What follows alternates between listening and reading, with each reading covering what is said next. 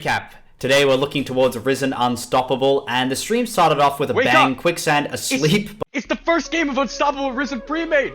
Come on, get up. But I gotta say, he was smooth once he rolled into it. And our first series was Big Bongo Boys playing up against Clarity Black. For the first 20 minutes of the game, there was a bit of fighting in the top lane, but not much happened besides that. Oh, but the engage coming out from Sejuani, but it's trading back, and Maokai actually regenerated a lot more health than I would expected there. For Boxer Squirrel, just really those kind of impacts making a huge difference in the gold. Yeah, and I don't know whether I want to call them Triple B, BBB, or Big Bongo Boys, because they're not all same solo.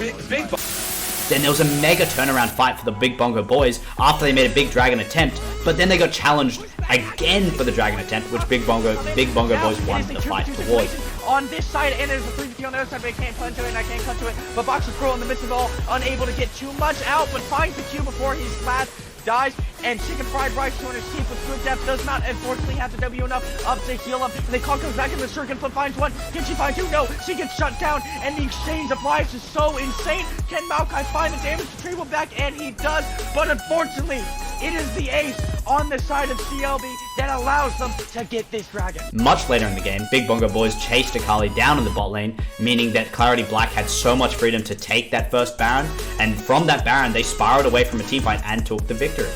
The higher ranked Clarity Black, and honestly, still performing extremely well. Oh, and she can't get out simply, tries to ulti over the wall, but that's crucial. 4 members sent down. This is the freest Baron I've seen, and it's incredibly hard to siege anything. As we're talking about that, the dragon does in fact spawn.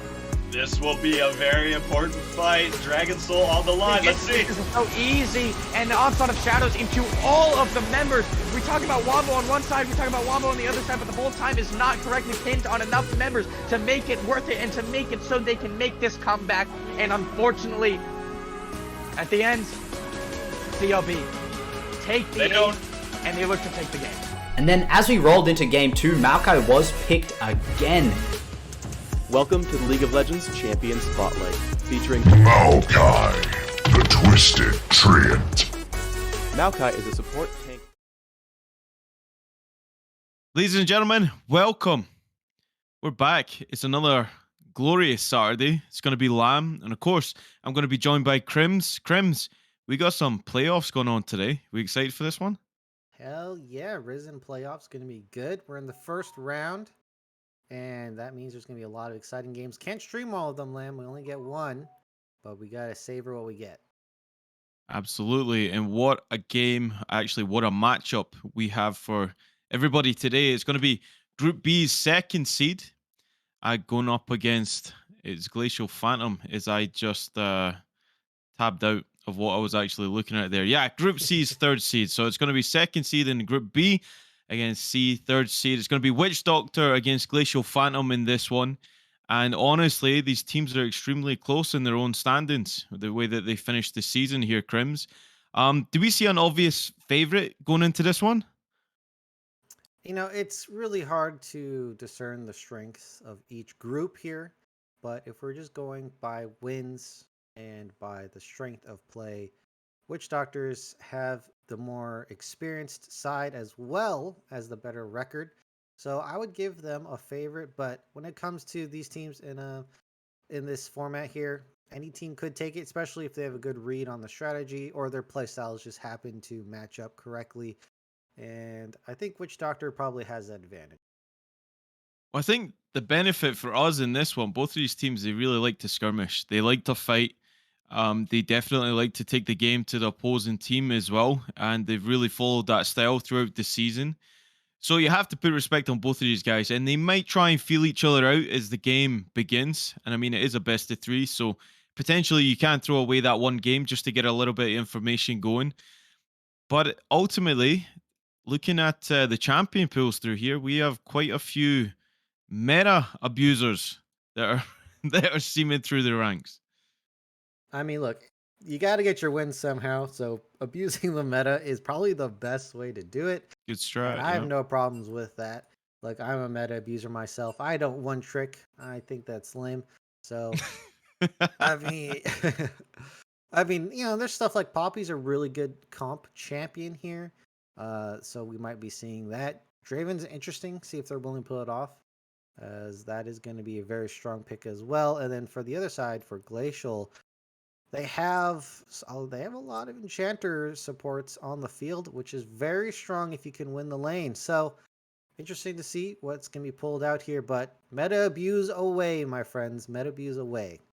And that makes it even more exciting for us too, right? When we see picks like the Maokai, Aatrox, heavily contested, Caitlyn, even seen Sivir actually come back into the frame. Misfortune's another one. But in particular, looking at the mid lane, there is spicy matchups going through there, and we will unravel that as we go through the draft once we get into it. But both of these teams are just getting ready right now. And like we've already touched on, it's really a pivotal end to the season for both of these guys. W&D finishing the season 4-1. Glacial Phantom finishing 3-2. So regardless of the standings, they're still extremely close. And we're expecting a close series in this one. Really trying to get a favorite. Now we will come to predictions, Crims, because you know I like my predictions, especially when the game's over. Then you can sneak a little comment in there. But we'll definitely exciting for this one. Do we have any particular spotlights on any individual in this game? Is there anybody who stands out for you?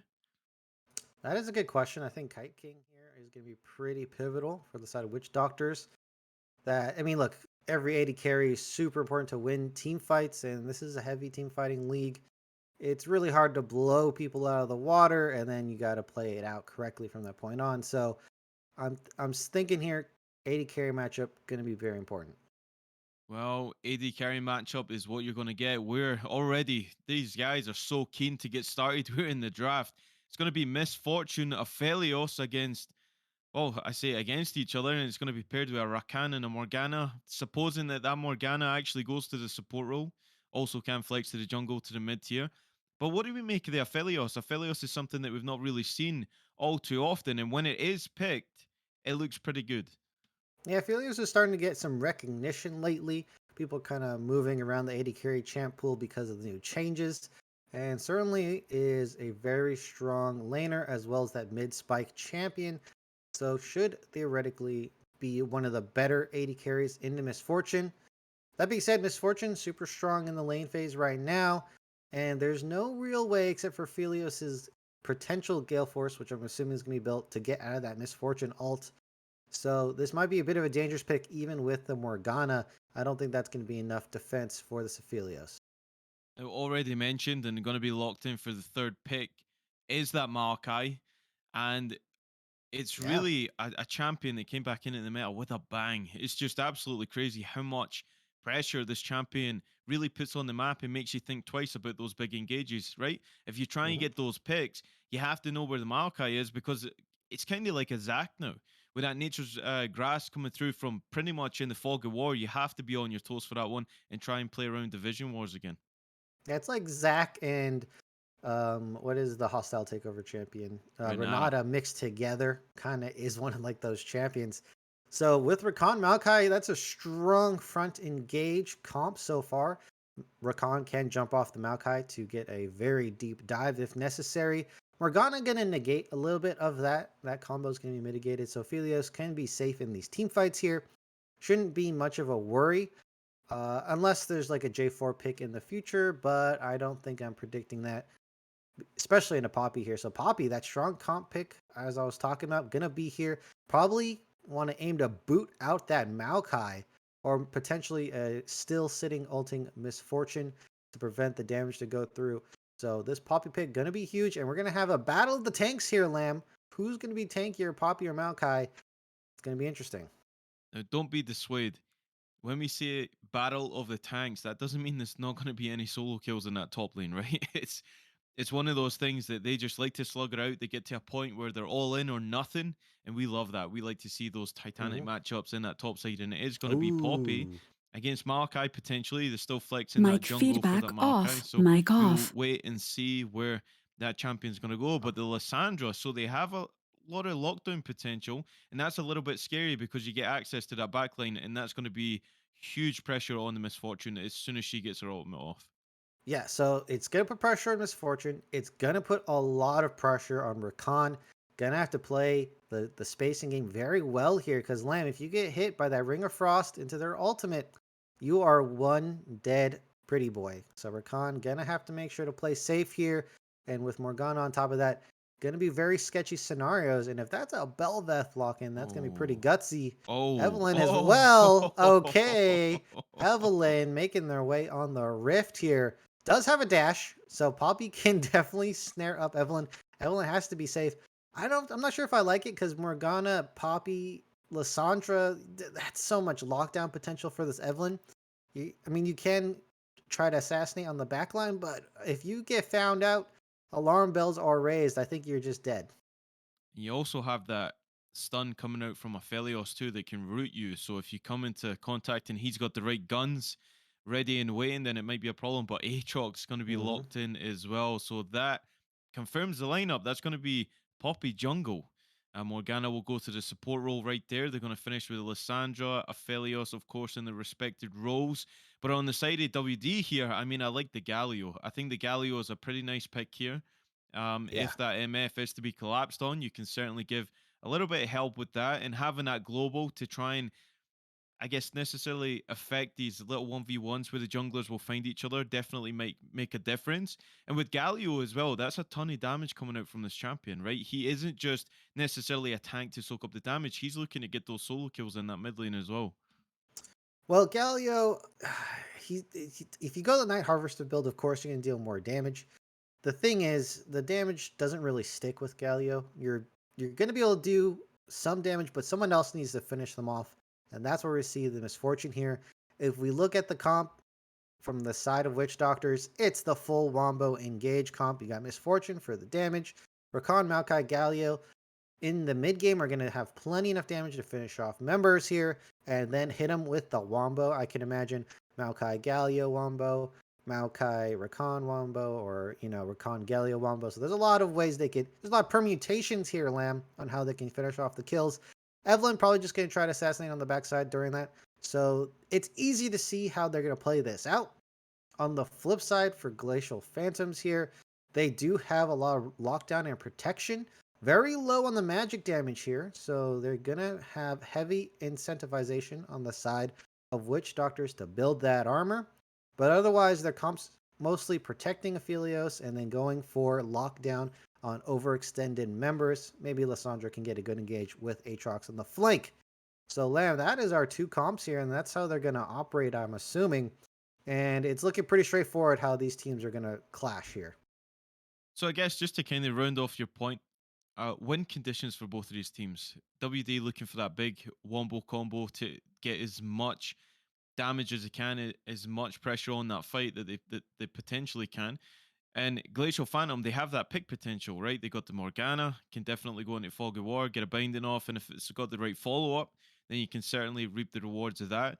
Another thing that we haven't touched on is the roams from support seems to have died down a little bit. Not a lot of people opt to send their support up to try and secure that Herald in the early game.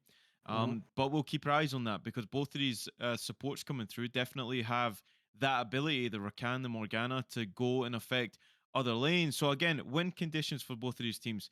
Where do you see it happening? Which side is going to be the weak for Witch Doctor? Which side is going to be the strong point that they're going to play to? And I'm going to reiterate the same question to Glacial Phantom here as well. Yeah, for the side of Witch Doctor, their strongest lanes are going to be the Galio and the Misfortune lane. Rakan is going to kind of mitigate that a little bit because he's more of a scaling pick. Maokai's just going to chill up on the top side. Aatrox's going to beat on the tree all day up there like a lumberjack. So that is definitely not a winning lane for them. So they're going to have to play it safe until the mid game rolls around. Evelyn's not that strong early. Really likes the invisibility, level 6 as well. So it's on Glacial Phantoms to get an advantage. And even if they don't get an advantage, I think their comp plays out pretty well against WD here. Like I said, you were saying the lockdown. Well, they could play defensively on the lockdown side and then counter engage because of the Lissandra, Morgana, Aphelios, Poppy. Look at all this utility to prevent people from dying. Of course, if they ever group up too much, Maokai can get in there with the Rakan, Galio, Wombo. So it's not that simple here, Lamb, but they definitely have tools if it extends into the mid game. But look for Glacial to try to get that early advantage. Early advantage certainly bodes well for most of the teams if you can get it. Playing around Vision in that bot side, trying to secure those dragons. We see multiple soul points in the game, 23 minutes into the game already on soul point, trying to secure it, and then you're forcing a reaction out of the enemy team. But it's worth noting here, Crims, that Glacial Phantom, they clutched up. They had a pretty rough season so far. And then right at the end, they ended up breaking that and they won a couple of games and that secured them into the 3rd seed. So these guys are on a resurgence. They're looking to make that big playoff run. And with this draft right now, can you see that happening for these guys? If they do get that early lead. So the thing is, WD have a really simple comp. So Glacial Phantoms need to recognize a little bit of what they're doing. So if they settled on this style, this is completely okay for them. They don't have the super team fighting mid laner with the Lissandra. So I think for them, if they do make any mistakes, it's going to be their loss here. All right. So Witch Doctor, again, we haven't seen these guys. I believe it was a forfeit the last time that they were scheduled to take to the Rift, but not in this case. They're certainly in a matchup today. Multiple options across the board, many win conditions. Definitely going to be online for both of these teams. We will see if they can get it. We're going to take a small break here, and when we come back, we will be on the Rift for Game 1 of the playoffs. To the Risen recap. Today we're looking towards Risen Unstoppable, and the stream started off with a bang. Quicksand asleep. It's the first game of Unstoppable Risen Premade. Come on, get up. But I gotta say, he was smooth once he rolled into it. And our first series was Big Bongo Boys playing up against Clarity Black. For the first 20 minutes of the game, it was a bit of fighting in the top lane, but not much happened besides that. Oh, but the engage coming out from Sejuani, but it's trading back, and Maokai actually regenerated a lot more health than I would expected there. For Boxer Squirrel, just really those kind of impacts making a huge difference in the gold. Yeah, and I don't know whether I want to call them Triple B, BBB, or Big Bongo Boys, because they're not all same solo. Then there was a mega turnaround fight for the Big Bongo Boys after they made a big dragon attempt, but then they got challenged again for the dragon attempt, which Big Bongo Boys won the fight towards. On this side, and there's a 3v3 on the other side, but I can't punch to it, and I can't punch to it. But Boxer Squirrel in the midst of it all, unable to get too much out, but finds the Q before he's last. Dies, and Chicken Fried Rice 200 teeth with good depth does not unfortunately have the W enough up to heal him. And they call comes back in the circuit, flip finds one. Can she find two? No, she gets shut down, and the exchange of lives is so insane. Can Maokai find the damage retrieval back? And he does, but unfortunately, it is the ace on the side of CLB that allows them to get this dragon. Much later in the game, Big Bongo Boys chased Akali down in the bot lane, meaning that Clarity Black had so much freedom to take that first Baron, and from that Baron, they spiraled away from a teamfight and took the victory. The higher ranked Clarity Black, and honestly, still performing extremely well. Oh, and she can't get out simply, tries to ulti over the wall, but that's crucial. 4 members sent down. This is the freest Baron I've seen, and it's incredibly hard to siege anything. As we're talking about that, the dragon does in fact spawn. This will be a very important fight. Dragon Soul on the line. Let's see. This is so easy, and the onslaught of shadows into all of the members. We talk about Wombo on one side, we talk about Wombo on the other side, but the whole time is not correctly pinned on enough members to make it worth it and to make it so they can make this comeback. And unfortunately, at the end, CLB take the ace, and they look to take the game. And then as we rolled into Game 2, Maokai was picked again. Welcome to the League of Legends Champion Spotlight, featuring Maokai, the Twisted Treant. Maokai is a support tank hybrid. That's why he's the GOAT! The GOAT! Bold move. Overall, normally Darius is only reserved for those counter picks, and it looks like they're just going to respond with Maokai. And the team was entirely green, so they kind of had the aesthetic advantage for the Big Bongo Boys. For the first 22 minutes, I kind of got distracted watching the LCS. 100 Thieves did win, to a big surprise of all the casters, and then we moved back into the game, where Baron and Soul Point were both hit here by CLB. Towards this dragon, we do have good depth running up from base. Let's see if we can get here in time.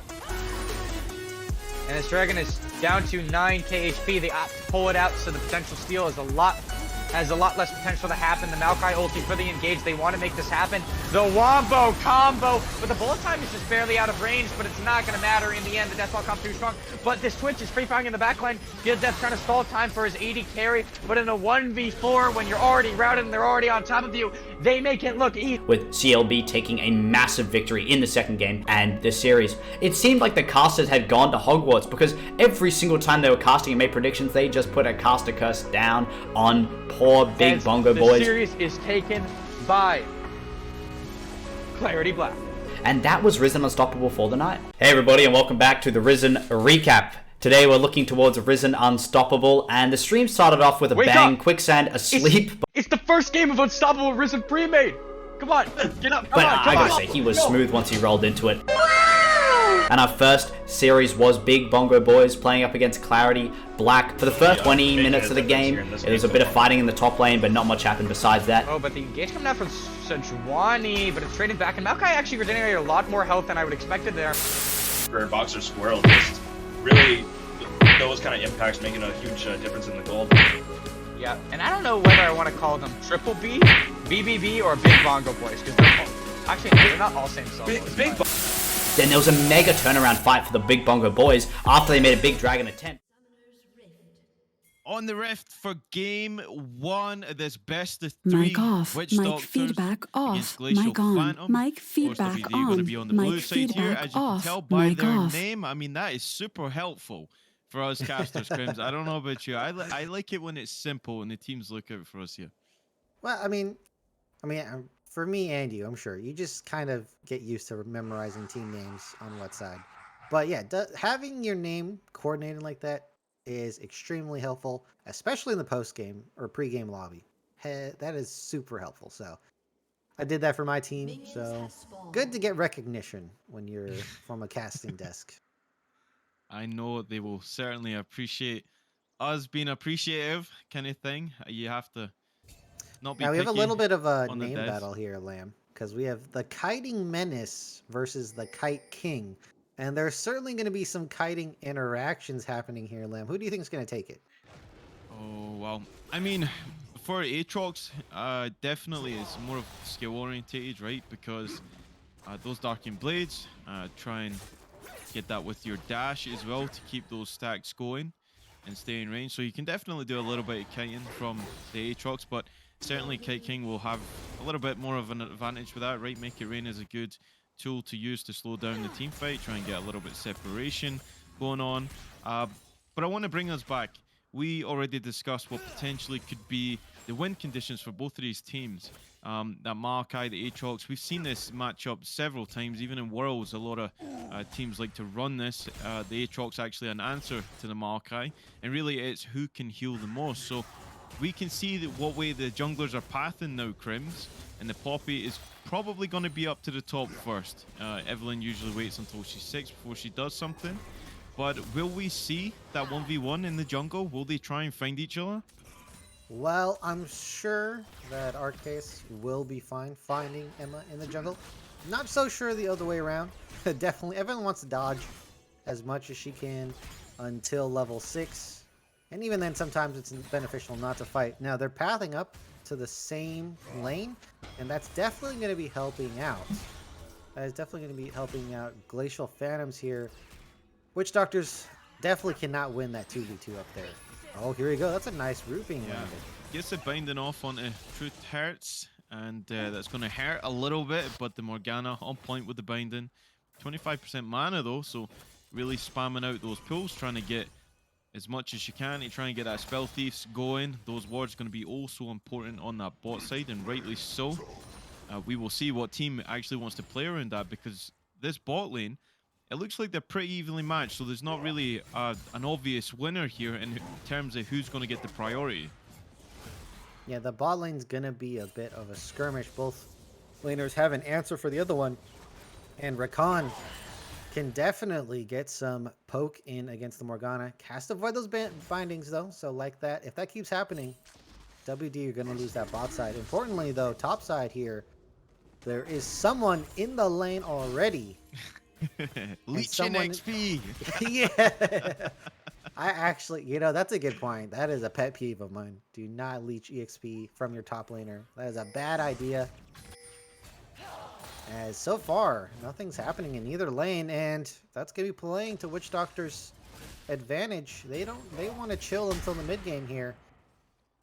That was definitely an interesting gank attempt, because that wave is fully pushing to the Maokai. Kiting Menace in full control of that one, so it was never going to push back and never really give that angle for the gank to come off. So Poppy wasting a little bit of time, but Aatrox is still the first to get 5, level 5 that is, and Verkill will farm this wave under his turret. He's very comfortable here. If you are that Maokai, Crims, this is where you want your wave. Yeah, right next to the turret, so Aatrox can't get a long extended trade on you, and you can just keep farming away on the minions. That being said, if he gets the crash, Verkill is going to be in a very, very bad position going the other way here. And he's almost out of mana, so this might be happening soon. If he wants to go for it, popping that TP might be the answer. Very interesting starting item, actually, as we see Galio is going to go in on Pierre Killer. He's going to have to flash to get out of that one, actually. And flash down for the Lissandra this early in the game, only 5 minutes, but we still haven't seen any action. We've come close, but nobody is actually opting to stay around long enough to fall and give over that first blood, which might be so important. But as I was saying, the starting itemization from the Maokai is definitely interesting here. The Dorian shield over the sustain that you can usually get with the Corrupting Pot and try and stay relevant in that lane, because ultimately Aatrox is going to be in control of that lane and push you in, so you do need that mana to try and keep up with the farm. As you see the CS right now, Aatrox has a little bit of a lead in that top lane. Maokai just sitting comfortably. That wave's kind of frozen just outside this turret, so as long as it doesn't crash, Crims, he's certainly going to be in a good spot. Actually hits the level 6 there too. Yeah, he's holding the line very well, and now Emma almost level 6 there. But this is going to force an early retreat from Kiting. Senses the danger there. I mean, look, you've been in front of that turret for a long time. You got to get the spidey senses tingling sometime. And slowly in this bot lane, though, Entity has built a CS lead for themselves. And that is looking good on the Aphelios here. Full lane control now. Rakan having a hard time finding those trades and engages. And they might not hit 6 at an opportune time. And that's going to be very important for the bot side of WD and Glacial Phantoms here. So interestingly enough, I don't know if anybody's been paying attention to the meme that's going around with the Oblivion Orb right now. It's definitely an item that you can get value out of. At what point in the game, though, that's the important thing. And certainly against the Maokai, you're going to need that. The amount of healing that comes out from this champion with that passive is something that you cannot negate. And certainly will keep him alive in those small skirmishes, even in the big ones. The amount of healing that comes out of that is pretty reasonable. And so we will see if anybody wants to go the heal cut route in this game. But right now, everybody's sitting pretty comfortable. I see the tier on the Lissandra looking for the sustain as well, as you see them just finding out of the pink ward. Yeah, stun goes down. Oh, Glacial Path was completed, so going to get away from that one. But Poppy is behind Kamikaze. Yeah. All right, doesn't look like the camera wants to look up there. Entity gets engaged on, though. They might get it onto Entity. Aphelios gets a Black Shield down, but is it enough to keep him alive? No, first blood over at the Evelyn. Divi Fuse might be on a timer here as well. Double kill. Big plays coming out from the jungler, a Witch Doctor, and they feel good about that gank. That was certainly a good gank. Lamb gets 2 kills. It's on Evelyn. Not the best. I think you want at least 1 on the Misfortune here. Kiting Menace, though, finally goes for the all-in. There's no way for Maokai to win that after because of the healing. And he's getting chopped down. Oh, flash for flash. Perfectly timed. Verkill opting to stay around there, but they are on the dragon, so Witch Doctor's taking full control of that bot side, and they're going to secure the objective. Infernal Chains, will it get him? Yeah, one shot at Darkened Blade. Gets the kill. Kiting Menace takes down the tree in the top lane. The extended range from the passive comes in clutch there, picking up the kill finally after wailing on minions and the bark for what seemed like hours. Does finally pick up the kill. That's going to signal for a case to pick up the Rift Herald. I keep wanting to say Arrakis, but no Dune references here today, as Galio and TP are looking to contest this here. Well, they're going to pop the bone plate into Kamikaze.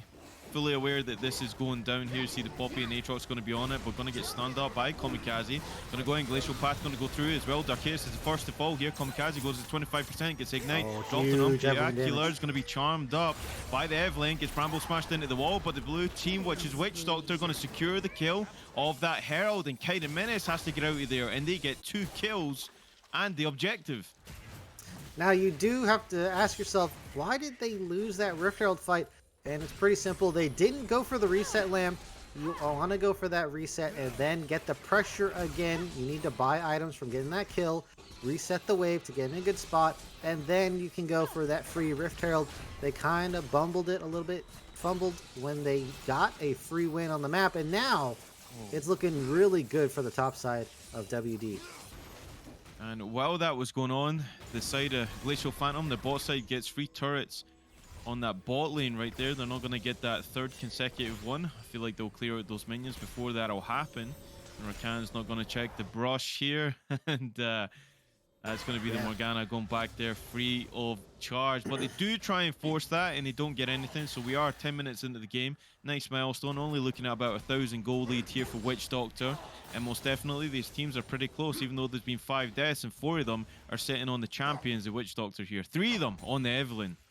Yeah, that is the biggest and most important disparity here. 2K difference on the Evelyn. That is absolutely huge. Poppy, I don't see any way for them to catch up now, as this is just a huge disparity. And Evelyn, once you get your AP items, already has that mythic, makes the clear faster, and definitely gonna be faster than a tank Poppy here. So this jungle might just be taken over by Emma already. Oh, Emma is sitting in the invis. Piacular has that flash available. Let's see if they can bait it out to try and secure the kill onto Lissandra. Galio goes forward, but they don't get anything. Okay, he's just going to walk back, and Evelyn is still waiting. Looking for that pick still. I mean, the amount of patience here. The Charm's going to go through, going to get stunned up, but Charm straight back and full combo. Clean combo coming through from the Evelyn. 4-0 now with 8 stacks on that Dark Seal. Yeah, getting that stacks going, almost at the max rank as well. Huge turret crash from the Rift Herald, picking up tons and tons of plates. That jungle CS is climbing here. All right, Galio gets the boot. Arceus gonna make a defense of this turret here, but look at that, only 1 plate left. Not looking good for this Lissandra pick here, Lamb. Peculiar is not really finding effectiveness on this Lissandra. So Lissandra's turret just has that 1 remaining plate, and it's very low in that mid lane. So they might try and break open this map. It's actually down to about 25%, less than 25% actually on that mid lane turret. But Glacial Path's going to come through. Okay, they might return the favor here. Kamikaze stuck in the middle of the lane. He gets frozen up, and now he's going to go down here. Potentially Darkhaze wants it. Steadfast Presence. Heroic Charge. Oh no, boy. It's just a disaster for Glacial Phantom in that mid lane. And Kamikaze, he walks out. Alright, we're gonna need F's in the chat for that gank, because that was absolutely terrible, terrible news if you are a Glacial Phantom fan here. Lamb, that was pretty unfortunate. Everything went wrong in that gank. Desperation plays coming out so early. We're only approaching that 13-minute mark in the game, and it's only a 2,000 gold lead, about 2,500 actually. That's a good point, it's looking really rough. Poppy, Lissandra having the same kind of game here. We haven't really seen anything happen in that bot side. Aphelios is still CSing pretty well. Entity looking to try and complete that mythic as quick as Aphelios can to try and be relevant in this game, but it just slowly but surely it seems to be getting away from Glacial Phantom here, Crims, as this Evelyn is doing a lot of work in that jungle. Yeah, and that's probably where that pressure is coming from, because if you look at the score lines at 6-1, it might just change right now though, Lamb. Okay, Darkhaze, That's he the gets charm. Steadfast Presence, but it's not gonna matter. He's so weak in this one. Okay, last caress. Not gonna secure the kill by the Evelyn. No execute goes through onto the Poppy. But we do have a dragon up. It is a Hex Tech, and it will tell us what the soul is gonna be here. But Darkhaze, he's 25% right there, and he's looking a little bit juicy for a free kill. Meanwhile, talking to free kill, Black Shield goes down to negate the quickness, but the V-Fuse might just be in a world. The Heart Soul Shackles is not going to go off because you're dead before the duration can even activate. And now they're going to turn their attention to that dragon, and we will find out the soul. Yeah, that was a bit of a late flash there. Maybe could have survived, but doesn't matter, Lamb. There's no teammates to be found around this dragon. Completely given up. So that is the second dragon, Rift Herald. That is 3 objectives secured in a row for WD, and they are the scaling comp. So they're doing just fine. They're going to be happy with everything so far. Surprisingly, though, this gold lead is not as big as you would expect with a 7-1 scoreline. But certainly the pressure is going to start building for Glacial Phantoms, as you're saying. And there might just be more desperation plays in the future. Isn't it just so uncomforting to know that the scaling comp winning the game in the early game, and you're just like, well, where do we actually get back into this game? But the fortunate thing for them is their top laner's doing pretty well. Aatrox, Kaiden Menace, been in control of that wave up there, that lane, really trying to push in shadow. Darkhaeus, who's had a really rough start to this game, is Evelynn, of course, after level 6, your perma invis. So those pink wards become even more valuable to try and spot out where this Evelynn is going to be, because she can be anywhere and everywhere, and it's definitely a low elo stomper, baby, and I know that champion all too well. From experience, I can tell you, it's not good to be on the receiving end of that one. As we see Kaiden Menace just doing a little bit of trading up there, Crims, but how did they get back into this game? The second Herald's going to be up here. That might be an option for them.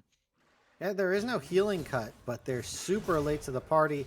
They can definitely get a one-shot kill on someone with the Lissandra Poppy combo, potentially yeet someone out of the fight who you don't want there. And you really need to stop this stacking on Emma here, on this Evelynn. Needs to be a prime target, but is going to be quite tricky to kill with the last press. They're going for it. Oh, Darkhaeus actually jumps in, a heroic charge gets into it. the wall, actually steals a herald, so that's going to be good. Nature's Gas going to go down, keep out the Aatrox from joining the fight there, and last caress going to secure the kill onto the Poppy. Meanwhile, on the bot side, they're trading still pretty good down there, but it looks like Witch Doctor. Oh, never mind. Oh, Entity. King and Entity just going for it here. Felios flashes in front of the bullet time, but that turret gets the last hit on the MF. They trade over very respectfully. Both AD carries going down. Entity trying to preempt the ult, but a little too soon. Ends up taking a good chunk of it. I was gonna say they could have went for a bot side trade there. Instead, it does just go even, and they try to mitigate on the top side here. Wow, this is aggressive. Oh. Ignite, Frozen Tomb. Galio doesn't get the last hit. That turret is still healthy enough that it would take multiple hits to actually go down there. You see Emma in the vicinity. Morgana's there. Black Shield not going to be used because it's not needed, because you're just dead before you can even have a chance to cast it. Evelynn 6-0, and she's running away with it. Will we see that Medjai's coming through? You have to build that Medjai's now. Just look at that scoreline. You got the confidence, you build that thing right now. You got 10 stacks on your seal. You have the money. You lock that pick in, and then you're going to start one-shotting even tanks. 17.5 minutes into the game. Now we can start to see a significant gold lead in the form of Witch Doctor here. They are looking pretty good. Yes, Witch Doctor is the gold lead. Yeah, 4,000 is that lead, and really they're looking not out of place here. They are certainly taking over the map. They're playing that vision game very well. You can see the vision actually push forward behind that Baron pit just off to the side there, so making it hard to try and spot that one out. And most certainly you will keep up with the Poppy, who right now 0-3, still looking to complete that mythic. And on the side of Witch Doctors here, you see those mythics coming through now, Crims. They're starting to get those paychecks and they're cashing them in. Yeah, they are making bank is what it looks like, Lamb.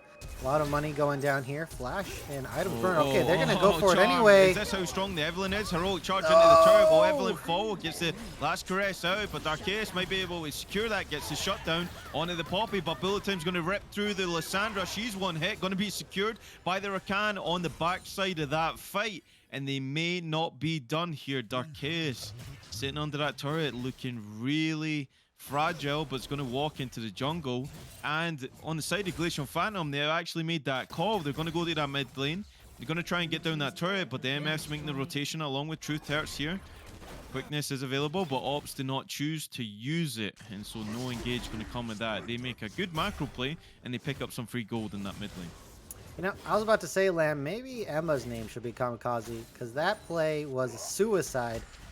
Had no reason to go for it either. And that lockdown that I was talking about was exactly the counter to that Evelynn. So definitely giving away that kill that shouldn't have happened. And now you've lost some stacks and you've given over a huge shutdown. So not advisable to keep doing plays like that. Dragon being taken here, and it looks like it's all WD. Well, I do believe that that shutdown contemplated to that gold swing, just reducing a little bit by about 1,000 gold, but Yeah, they're going to pick up 1,000 that gold soul is a point. lot. Yeah. Yes, it is. Unfortunately, it did go into the Poppy. You might have wanted to see that go into the Lissandra. Maybe there an argument could be made, but both of these tanks, realistically, are going to be super pivotal with the utility that they can provide for the Aphelios in these team fights. Going to see Okay, they're going for Shelly a be dive. dropped in the top side here, yeah. They might be looking to try and collect this here Maokai, the tree. Looking a bit lonesome in that top lane. Okay, Rakan Shelly's gonna coming in tank. on the flank. They have to do Truth. this quick. Yeah, True Terrace is here. The quickness is going to be popped. Verikill gets pushed into the wall with heroic charge, but they're actually going to go straight onto the Aatrox there. Infernal Chain's going to go down along with World Ender. He's still healing a lot here, and Rakan has to flash away, but the flash for flash, Aatrox is going to follow him here. Look to try and secure the kills. Steadfast Presence going to help out with that one. And they're turning. They're going back onto the Maokai. Meanwhile, Oh, we they got a see catch. Evelyn's going to be caught out here. No, it's the MF that's going to be caught out. The AD carry. Roaming too far into the jungle as Verkill just jumps into a 4v1 twisted advance down. But you're going to go down. On top of that, as they select and they're going to take that blue buff as well. We see life breathing through Glacial Phantom in this one. And they're looking to make a Baron play. Yeah, they're playing off their top side. Very smart idea. And not only that, Lamb, even though they're behind in this game, they have the tempo to go for the top play first. They reach there before any members of WD minus their con. And importantly, Kiting Menace does not get locked down under turret with the Ignite, is able to kite it out and then turn it around with his ultimate. Kiting Menace here, proving to be a real boon for his team, absolutely caring in a very dire situation, Lamb. All right, Crims, strap in. This game, we called it's going to be close. What gold lead? There is a gold lead on the side of Glacial Phantom now. And now they have that Baron power play. We'll see what they can do, see what turrets they can try and force here. But they just show the powers of recovery. They looked to dive the Maokai, and it ended up drawing the rest of the team up there, and they made big wayward things happen for those guys. Oh, don't but say Soul wayward. Point. Don't say wayward right now. Soul Point is still on Witch Doctor. That's certainly a win condition that these guys can play around. But 2 minutes 30 on that next dragon, there's nothing to fight for, but they might skirmish over this vision. Emma's going to go in and get nice interrupted instantly. Binding going to go through as well. Drop the pull, have a swim, and walk out with that one. Emma should not be going for those plays right now. Should be working with the team. You have the engage. You can use them as distraction. Just running in face first like that is going to get you killed. And you can see, even without Lissandra, the lockdown is there, Lamb. And also, it's looking like they're going for another play here. Emma, don't do it. Okay, just as well the Evelyn is in Viz. Otherwise, that looked pretty enticing in that bot side as we see them just try and match each other up here. They're roaming around to try and get these waves synced up, and that's the important thing. Once you've got that Baron, you're trying to make as many advantages across the map as you can, and they're looking to just pick off the last outer turret on the side of Witch Doctors here in that bot side, which should fall by the cannon alone. There you go. You don't even need to auto attack that, and they'll pick up that one. So certainly that gold lead starting to move a little bit more in the favor of Glacial Phantom. We'll see how much more they can actually get from that. Well, they finally got themselves a gold lead, so that is good. And you know, their mid game is pretty good, especially into Evelyn here. So Emma gonna have to play very safe around this next dragon coming up in a minute. And if they have first purchase on this dragon, and it looks like they are going to get it, the face checking might just prove deadly for the side of Witch Doctors here, man. So we're gonna have to watch out for that, as well as look at this ward coverage. I'm seeing a lot of red on the bot side. They have finally chimed in and said that, look, this Evelyn is a problem. We need to know where she is, and rightly so, as you pointed out.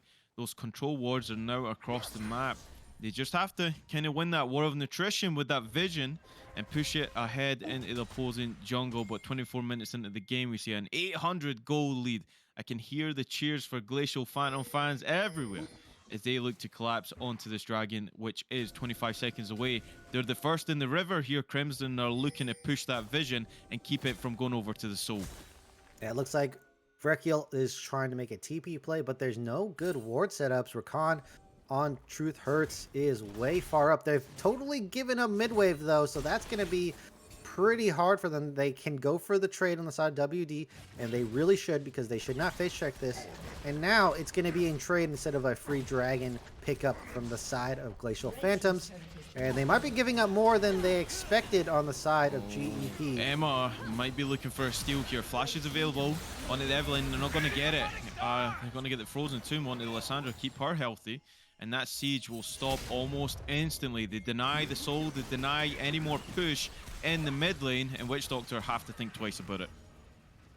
Alright, Witch Doctor might be finding themselves on a bit of a back foot. That pickup in the mid lane was pretty good trade overall. They might get topside as well, but they've given up their own mid lane here, Lamb. This is, they're just trading for turrets. Objectives over kills, baby. I mean, that's what wins games, and they're certainly doing that here. They're trying to force the issue anywhere that they potentially can. Gonna get the back off. Too much threat actually pushing into that mid lane inhibitor, and you can better believe if that was to go down, then it would break open the map entirely for these guys. But a gold lead, they let it go, Crims, and it's still very close in this game, and I cannot complain. Both of these guys just slugging it out. Yeah, they're definitely crushing turrets and taking names here. Now, no clear objective up in a minute. Baron will spawn, so that's going to be the next play. They're going to have to establish vision from the side of Glacial Phantom, so they have to push up this lane. Kiting Menace, albeit in a bit of a dangerous spot if there were members there on the side of WD, but is safe for now, is making a push, and that's going to give them jungle access, and that's what they need right now from the side of GP to secure this game, get potentially another Baron in their hands. And once that happens, I think that's a clear turnaround for who has the clear pickup of winning this game, Lamb. Is this next Baron? Does GP get it, or does WD stall out and get the next dragon? I think that's the name of the game right now. Well, 35 seconds on that said Baron, and WD certainly have the advantage over the vision in that top side for the minute. But cast their eyes over the itemization. So Galio actually just purchased that Zhonya's, but we've not really spoken about the Galio. That hero's entrance just hasn't been there for that champion to try and sway these team fights, especially that last one.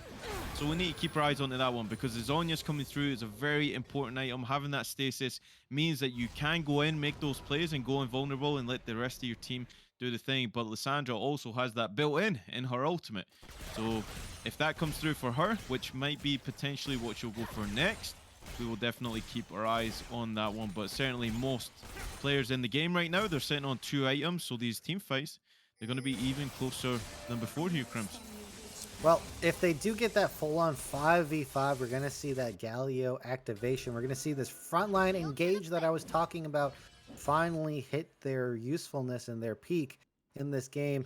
In the laning phase, Galio is kind of just fighting toe-to-toe with Lissandra here, preventing any roams from himself or Lissandra. But now, with the 5v5 setup, if WD do get that setup here, we're going to see the combo that I'm talking about. They just need to get that dance around the objectives, that Baron or Dragon dance, and then we'll see it come here. But they keep going for picks, especially on kiting. That is not the plays you want to be making right now. You have to be setting up for these objectives. Don't chase kills.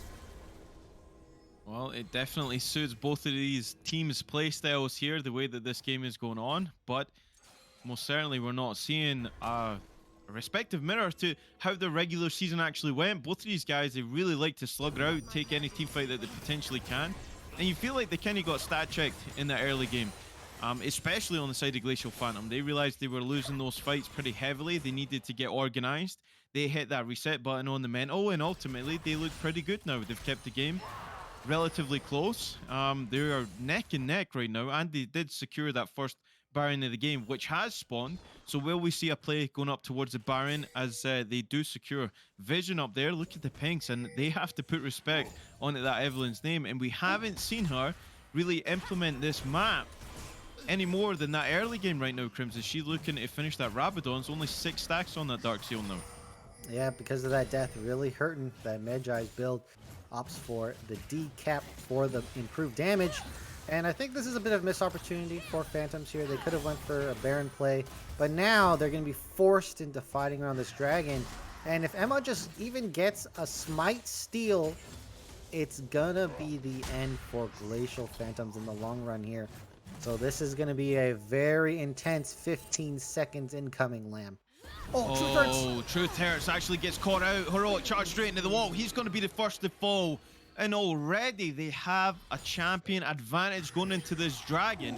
See Kaiden Menace, level 17 now on this Aatrox and looking to push the Maokai and prevent him from actually teleporting in here so that it might deny the soul. Again here, Crims, they have full priority over this dragon. Yeah, Rakan's going to make it very difficult to team fight win this one out. And Kite King's not even there. This is going to be a steal or die. Oh, Emma they dodging. see them. They see them. Okay, Emma actually flashes in, but good smite coming through from Darkchaos. Denies the soul again. Oh, more catches. Oh, they're going to get the Frozen Tomb straight on the AD carry. They're going to go low, and she's going to fall. Okay, Lysandra will fall, traded over with the MF, and Galio has to get the hell out of dodges. Evelyn, on the backside of that fight, does absolutely nothing. Because right now, that emphasis, that momentum is on the side of Glacial Phantom, and they're really showing their true colors in this one. All right, they're going to go for a bot turret, and they're trying to pick up some more kills here. Oh, the turnaround engage.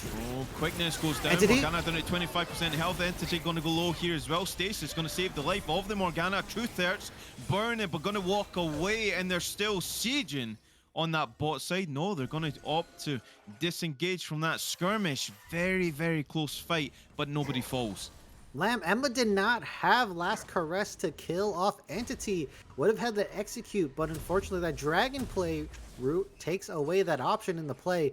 And now with the Baron up as the sole objective on the map, we saw how face checking went last time. It might just go the same way again, Lamb, and then that's going to really hurt WD's chances to come back, even with a 3-dragon lead. All right, Rakan, stop face checking. Only job of the game right now. Truth Hurts is a really slippery person, but they're doing their damnedest to try and close down the Rakan before actually contesting these objectives, and it's a smart move to make. You don't want to give an advantage over or even go even in these team fights, and certainly Glacial Phantom are doing that as they look to control ward side in that top river and get it over on the Baron. This could be the second Baron of the game for these guys, but we'll see how the next team fight breaks out, as we are for sure on the verge of getting one here. Yeah, we have some weird lane assignments. Misfortune and Galio are bot side. Kite King Kamikaze. Double stacking on this bot lane is not good here, as that's going to be a good block shield. So this is going to give them pressure on the bot side. Engage coming in. Heroic charge onto the Maokai. Nature's Gas going to go through. Okay, they're all in the corridor. I feel it's going to MF ult! Time just rips through every person on that team. Glacial Phantom. They're taking a big L in that team fight as the Misfortune goes huge. Kite King landing the ultimate on 4 members for extended duration was not respected by the side of Glacial Phantoms. They took the full brunt of it. Rakan engaged as well. It was looking like it was not going to go their way, and then Kite King turns it all around, Lamb, and they pick up the kills, they pick up the Baron, and now this is just a roller coaster of a game, flip-flopping back into WD's hands. They have the gold lead, they have the Baron, and now they have the emphasis to take this game. What a staple for this series so far. This is the first game. I hope we go to a game 3. I'm strapped in, I'm ready, and I can tell you what, Kite King is ready for those opportunities too. The Misfortune playing that fight to a T, waits for everybody to get into that small space in that corridor and just lets fly and pays dividends. Triple kill goes over to Kite King on that one. But again, the Aatrox was not there. Maokai instantly teleports back to try and defend that bot side is Glacial Phantom. They already realized that that team fight was over, and they're just looking to stall the bleeding just for a little bit here as we take another big swing in this game. So the gold lead goes back over to Witch Doctors here, Crims. Yeah, Witch Doctors, they were knocked down in round 1, but they're not out of the fight. And oh, here we go. Entity doesn't have the black shield. Pop straight onto the Aphelios. It's going to get ripped apart by the bullet time again. Heroic's entrance not going to get anything, but teleport comes in from Kaiden Menace. Kite this one, Kite King says, as he takes down the Aatrox. Another triple kill onto the Misfortune, and they are marching it down the mid lane with Baron. They're trying to back, but guess who's here? Veracale gonna be stopping these backs, being a cheeky Maokai. This might just be the game, Lem. Yeah, 30 seconds on these death timers. It's enough. They have the damage, they have the Baron, and it looks like they're going to take game 1 in this series. Witch Doctor's putting them through the paces, Oh, huge Poppy the ult. emotions. Big ultimate actually coming through from the Keeper's verdict. Will it be... Actually, do you know what? That was building up to be a really good sign-off for this game. Let me finish the game, Dan. Let me say my thing. Okay, they actually are going to go into Nexus and blow that one up. So they do. It was true. I was telling you exactly what was happening there. They're just tricking you, Lamb. They take game 1 in this one, Crimson. What a game. It swung from one to the other. The goal lead insurmountable at times, and then came all the way back with these picks. But ultimately, the misfortune dictated the game. Yeah, wasn't expecting that with how the lane was going. Didn't seem like they were going to get that wombo combo. But in the end, just nearly when you think it's going to be over for them, they get that clutch pickup in that team fight. MF deals a bunch of damage. Kite King just needed one ulti to turn the game around, Lamb, and that is exactly what they did. And then look at this damage line here. Kite King versus Kiting Menace. In the end, even though Kite Menace does have more damage, doesn't pick up the win. And to be fair, Lamb, that was a close game. I know in the end it looked like a clear victory for Witch Doctors, but if they didn't play that as good as they did, it was going to be lights out for them.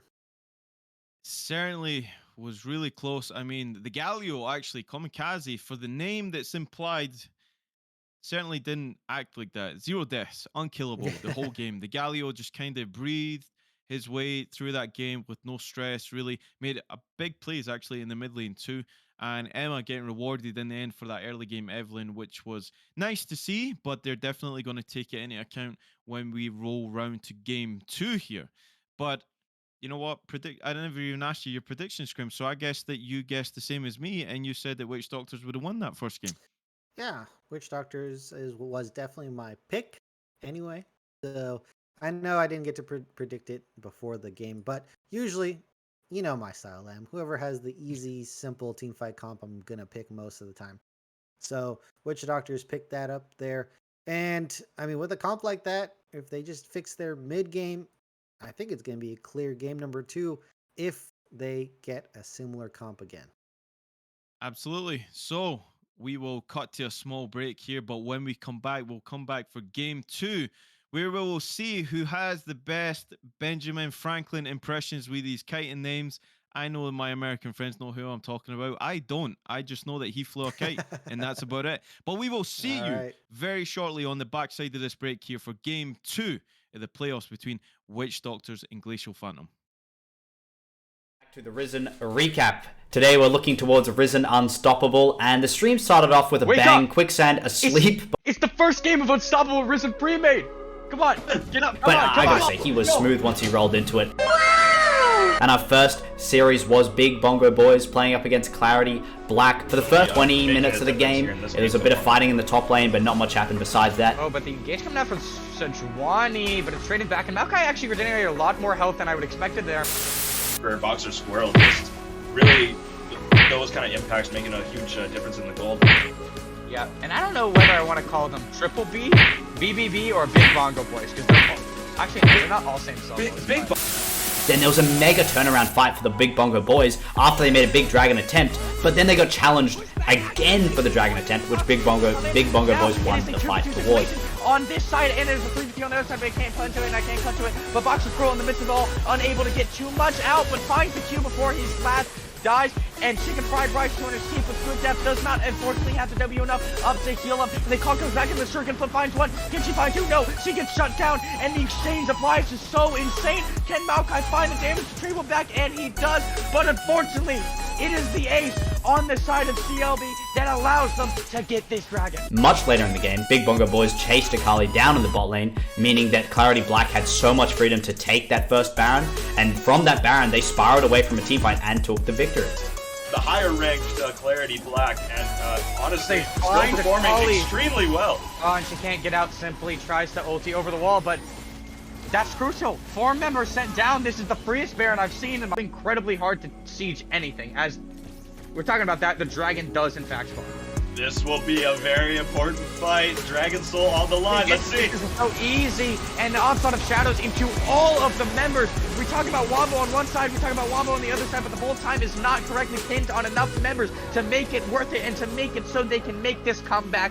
And unfortunately, at the end, CLB take the game, and they look to take the game. And then as we rolled into game 2, Maokai was picked again.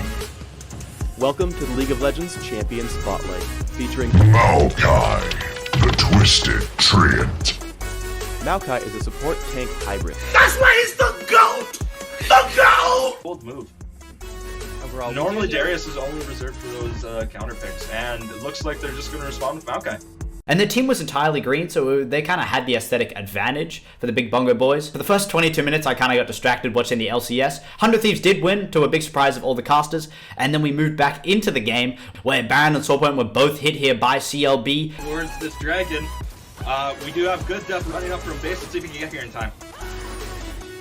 And this dragon is down to 9k HP. They opt to pull it out, so the potential steal is has a lot less potential to happen. The Maokai ulti for the engage. They want to make this happen.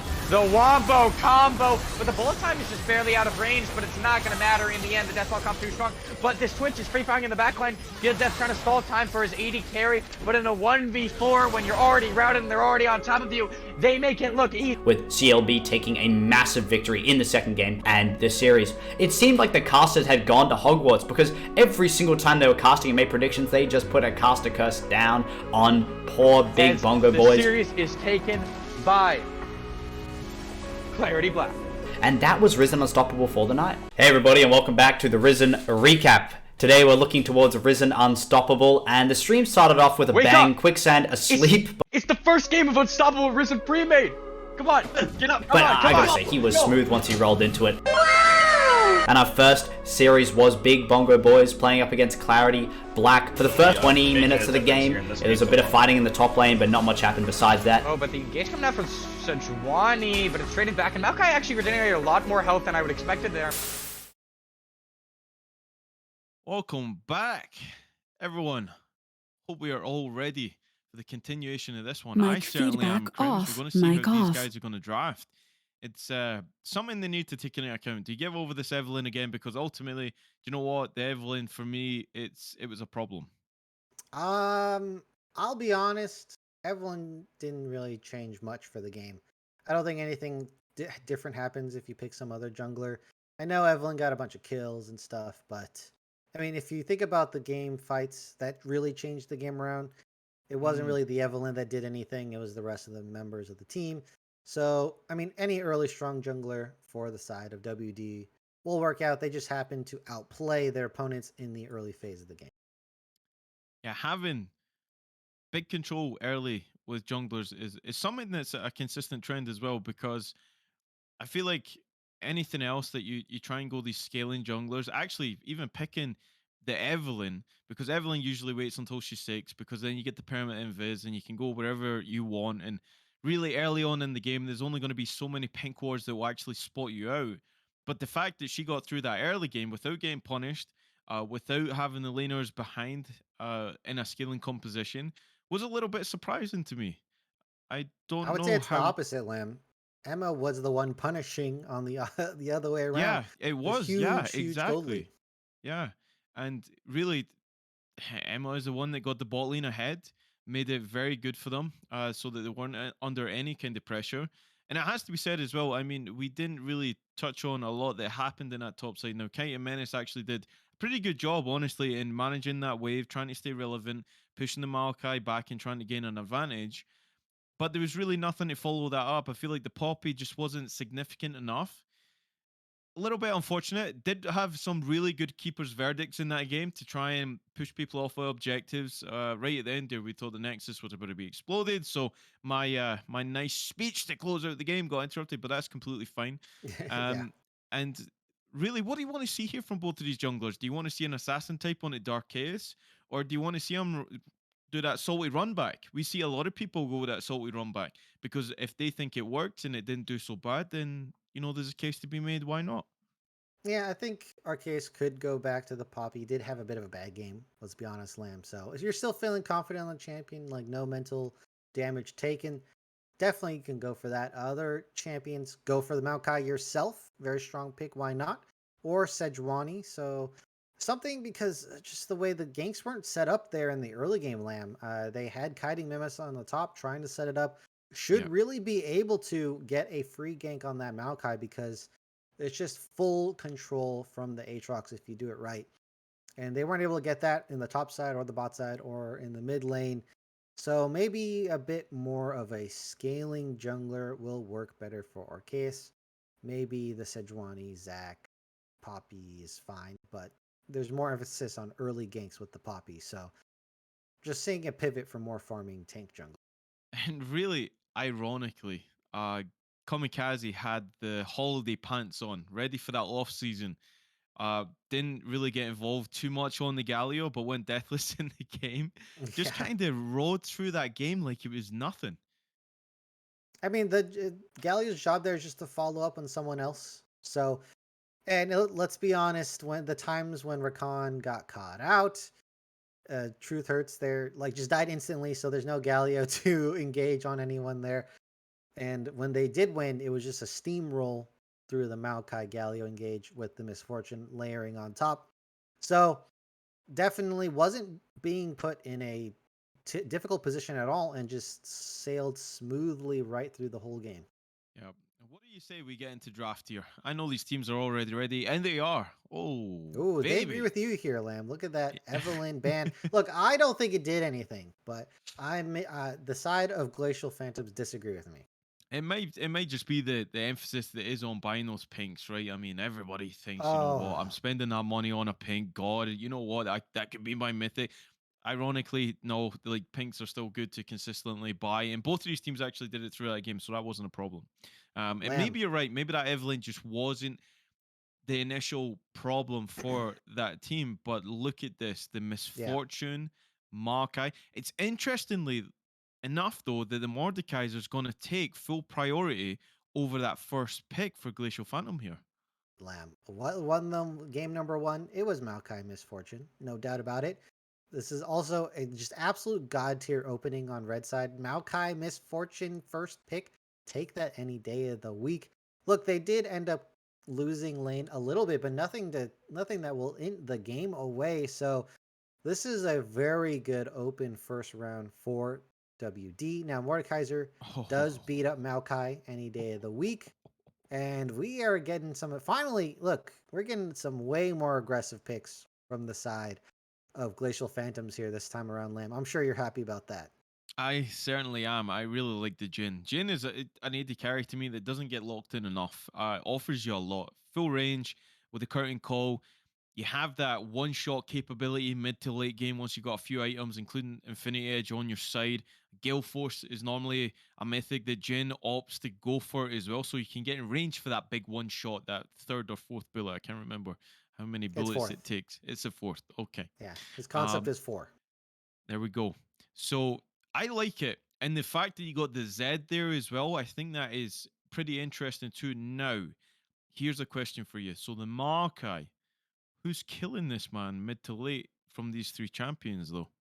Yeah, that is what I was about to bring up. They don't have a tank buster. Jin can do it super late game. And yeah, then Jin becomes a super hyper carry. But he's going to need like 5, 6 items or to be super ahead in the game. In the meantime, Zed ain't going to cut it. That's an assassin versus a tank. Not going to happen. Mordekaiser can do it over time. But that's really more in the 1v1. Otherwise, probably going to die to 80 carry damage. So they don't have an answer for the Maokai at this moment. And I'll be honest, Maokai does very well into Jin Zed. So there's going to be some questions into how they pivot in their draft to kill this Maokai. And it's not coming from backline carry roles, as the Curse of the Sad Mummy time or Bullet time is going to be available for the side of Witch Doctors. Look at this draft. That's full team fight AoE again, Lamb. Witch Doctor certainly came packing for this one, and they were packing the bags of Glacial Phantom, it seems like, from this draft. But that can easily be said. Now, there is still a jungle pick on the side of Glacial Phantom. I see Nautilus is going to come through as well. That's if this Mordekaiser isn't going in the jungle. Now, I'd be sad if it was. Oh, it Okay, is. it is. It is. You Okay. called it, Lamb. You called it. You kind of mind read into the future as it happened.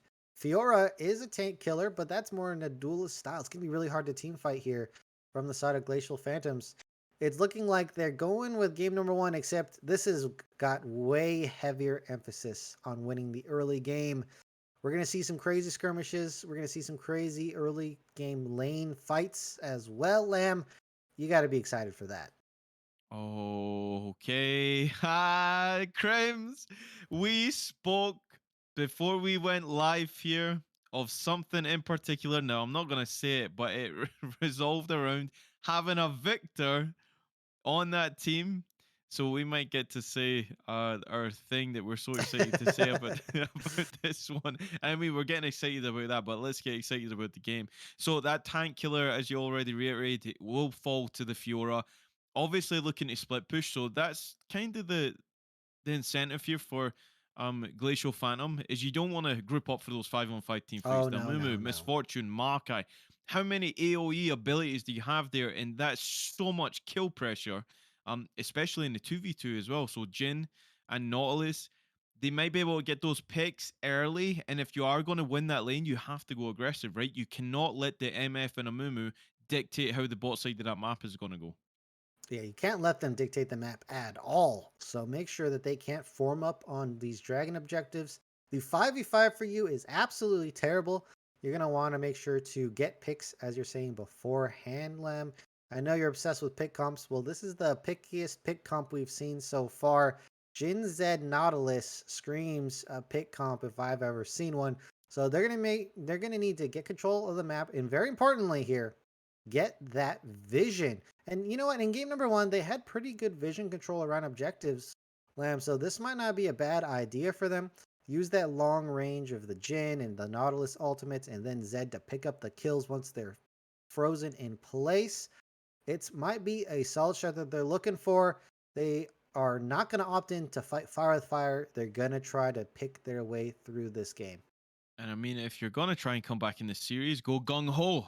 And Glacial Phantom certainly have drafted for that. Now, the one thing that I can say about the Zed, so we ultimately said that the Evelyn wasn't really the problem. In fact, you said it. I just agreed with you because you know better than I do half the time, most of the time. Wow, half And or most? half and six the other than the other. Okay. Okay, Look, okay. the Zed being picked into the Misfortune means that you can get to that backline, you get the shadow, then you get the other shadow, then you do the shuriken thing where you hit her with all three while she's stationary. So does the Amumu play aggressive here? Does he play defensive so that he keeps that Zed off in the Misfortune? Because if he jumps in, he shadows, and he gets rooted up straight away, he's gone. He ain't going to last very long. But the other thing I kind of want to reference too is they picked a control mage in that mid lane. So the Victor is going to make it hard for that Zed to actually roam around without paying the price of giving over plates, without paying the price of losing farm here. So they've definitely drafted to try and answer the team composition on Glacial Phantom as best as they can, and I think they've done a pretty good job here. Yeah, Victor actually needs that upgrade, though, to get that push power that you're talking about, Lamb. So Zed's going to actually have it early, as well as the fight potential. Definitely can outfight the Victor and skirmish better than Victor can, because, you know, he needs a little bit more time to build up that damage, especially with the dot ultimate as well. So Zed has a window, but it's a window, Lamb. Eventually it closes, and then you're going to be put in a position where you can't do much on the Zed. So there's timing windows they're going to have to hit. They're going to have to make this Zed Mordekaiser work. And I'll be honest, it's not the best combo that I can have the most confidence in from Glacial Phantom in the 2v2 mid lane. Well, eventually that window closes, but sometimes you get kicked back through it. And if the first game is anything to go off of, then Witch Doctor will certainly do their best to make sure that this Zed is not a relevant factor. But another thing, so I said I was actually kind of sad that the Mordekaiser went through in the jungle. I feel like it's still a good jungle pick, but I feel like the lane in Mordekaiser is so much more harder to play against. He has so much potential to actually kill that Maokai, first and foremost. But now he's going to be roaming around in the jungle. I get it. If you want to try and contest the objectives, then you just ult the Viego and you call it good, and then all of a sudden you get a free. Well, you don't even get a free smite because you're in the death realm as well. So it's kind of like a cancel you, cancel me kind of thing, and then leave the objective up for that coin flip. So how does he play this? Like, where is he going to go? I mean, Mordekaiser isn't the most mobile champion either, has to be said, but the lockdown potential that this champion brings could be a benefiting factor for Glacial Phantom in this one. Well, the thing is, Mordekaiser has to kind of go mid lane because of the Zed matchup. You basically need Zed to win. Zed can't really go even because of that scaling and from the power of Victor that we're talking about here. And you do have really good setup in the bot lane. So if you want to power yourself up or get some early kills, the bot lane setup's going to be pretty good, even if you catch the Amumu, because Amumu has a hard time getting away. And top side, you can let Fiora scale, but if you want to get that side lane push, you want to go top as well. So I'll be honest, Arceus has a lot of work cut out for him. There's a lot of stuff to do here, Lamb. There's a lot of things on the checklist that need to go their way. And one thing that we haven't mentioned either, but Glacial Phantom are very, very heavily AD orientated into a Maokai. That's a little bit worrying. So Darkheus has to get off the ground running in this one. And we will find out. We're going to cut to a small break, but don't go away because game 2, if it's anything like game 1, then we might be in for a series, a best of 3. That's exactly why we're here. So don't go anywhere, guys. We will be back shortly after this break. To the Risen recap. Today we're looking towards Risen Unstoppable, and the stream started off with a bang. Quicksand asleep. It's the first game of Unstoppable Risen Premade. Come on, get up. But I gotta say, he was smooth once he rolled into it. And our first series was Big Bongo Boys playing up against Clarity Black. For the first 20 minutes of the game, it was a bit of fighting in the top lane, but not much happened besides that. Oh, but the engage coming out from Sejuani, but it's traded back, and Maokai actually regenerated a lot more health than I would expected there. For Boxer Squirrel, just really those kind of impacts making a huge difference in the gold. Yeah, and I don't know whether I want to call them Triple B, BBB, or Big Bongo Boys, because they're not all same solos. Then there was a mega turnaround fight for the Big Bongo Boys after they made a big dragon attempt, but then they got challenged again for the dragon attempt, which Big Bongo Boys won the fight towards. On this side, and there's a 3v3 on the other side, but I can't punch to it, and I can't cut to it. But Boxer Squirrel in the midst of it all, unable to get too much out, but finds the Q before he's last.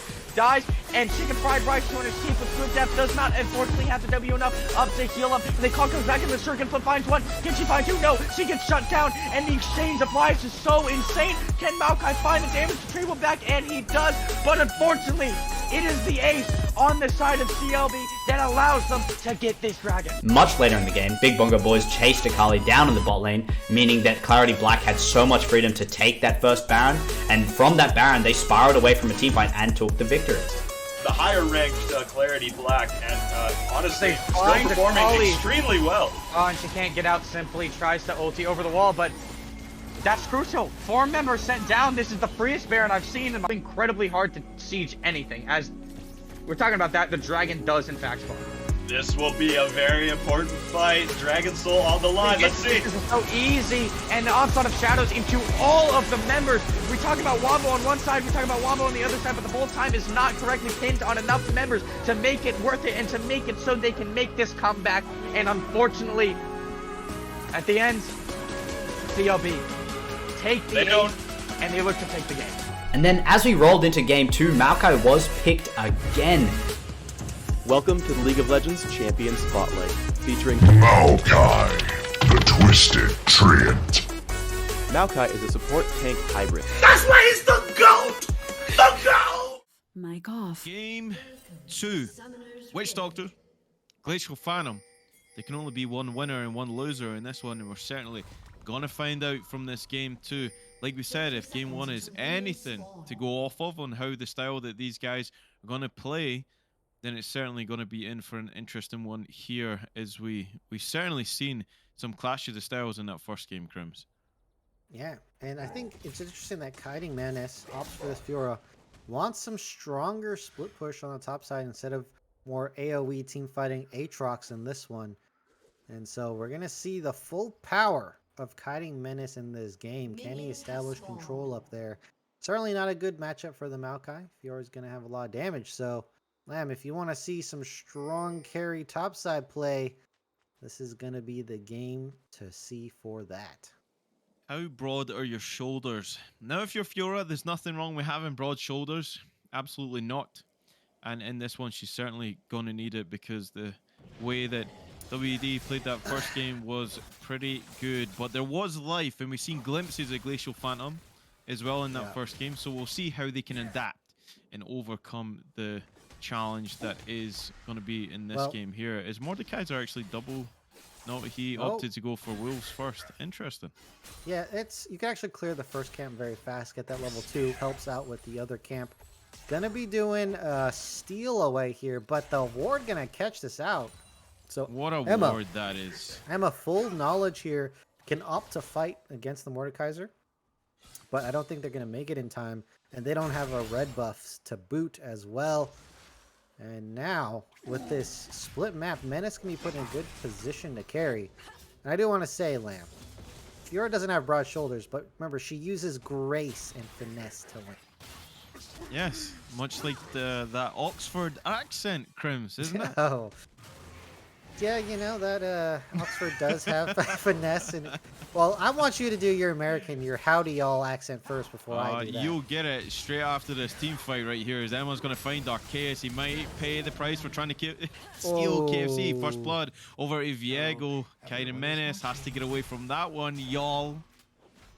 that was not a very southern y'all, if I had to say so. That was as close as I get.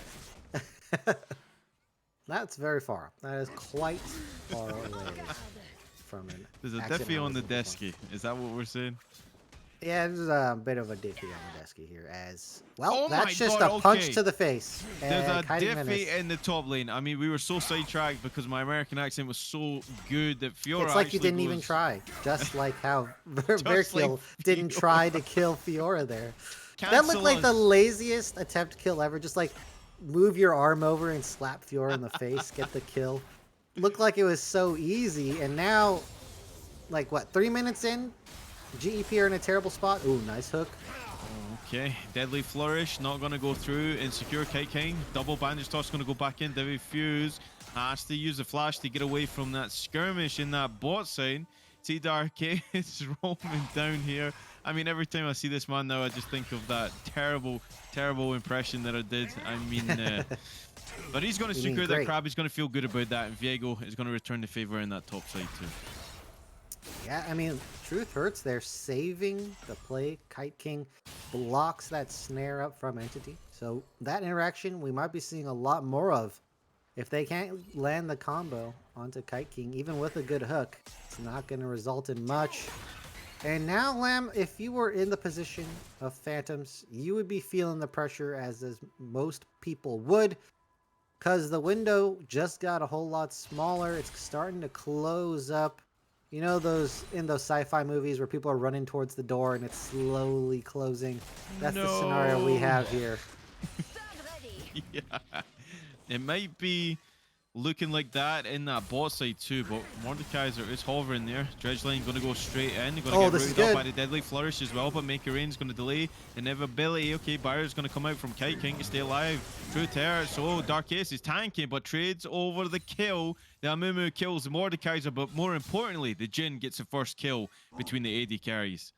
They could have gotten both there, but I think they graded them somehow at the same time. They split the damage. They didn't go one and then one. And then the barrier from Kite King was able to survive under that turret there.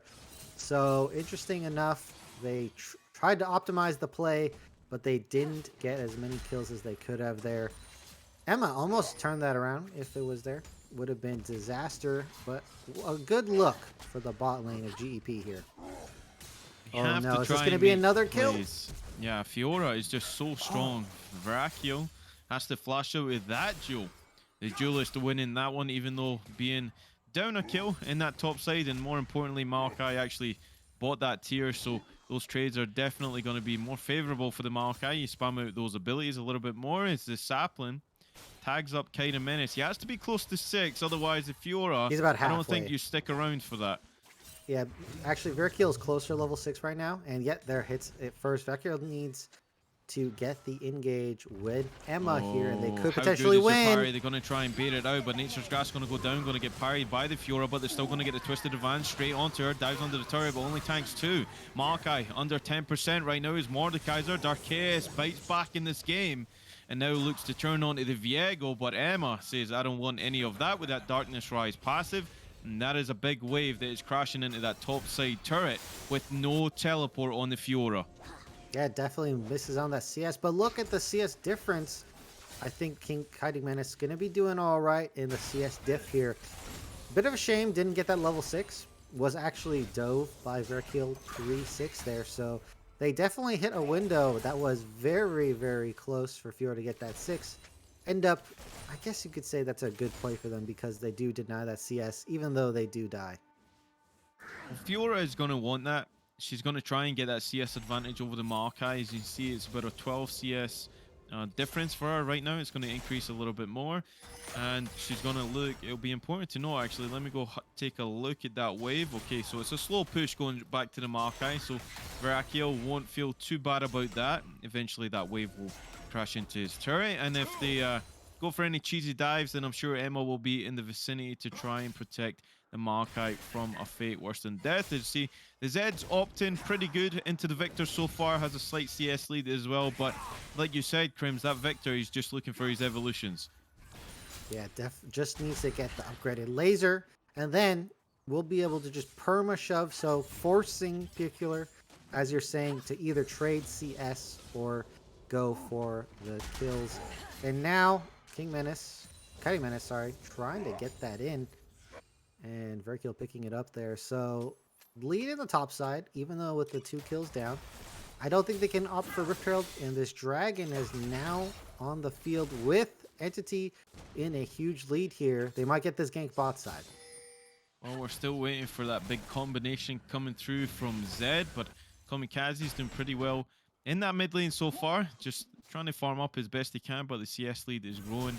In particular for Piacular, the Razor Shuriken goes through. Okay, Living Shadow into the ultimate, and Kamikaze, I'm sorry man, I just cast the curse the hell out of you. He's going to go down. Exhaust going to be dropped on the Entity, going to walk that one out. His Truth Tear, it's level 6 now, but going to walk away. We see Grand Challenge in the top side, but there's so much action going across the map. Nature's Grass going to lock up Kiting Menace, and no more resets as Amumu's going to go down on the bot side of that fight as Mordekaiser joins the fray.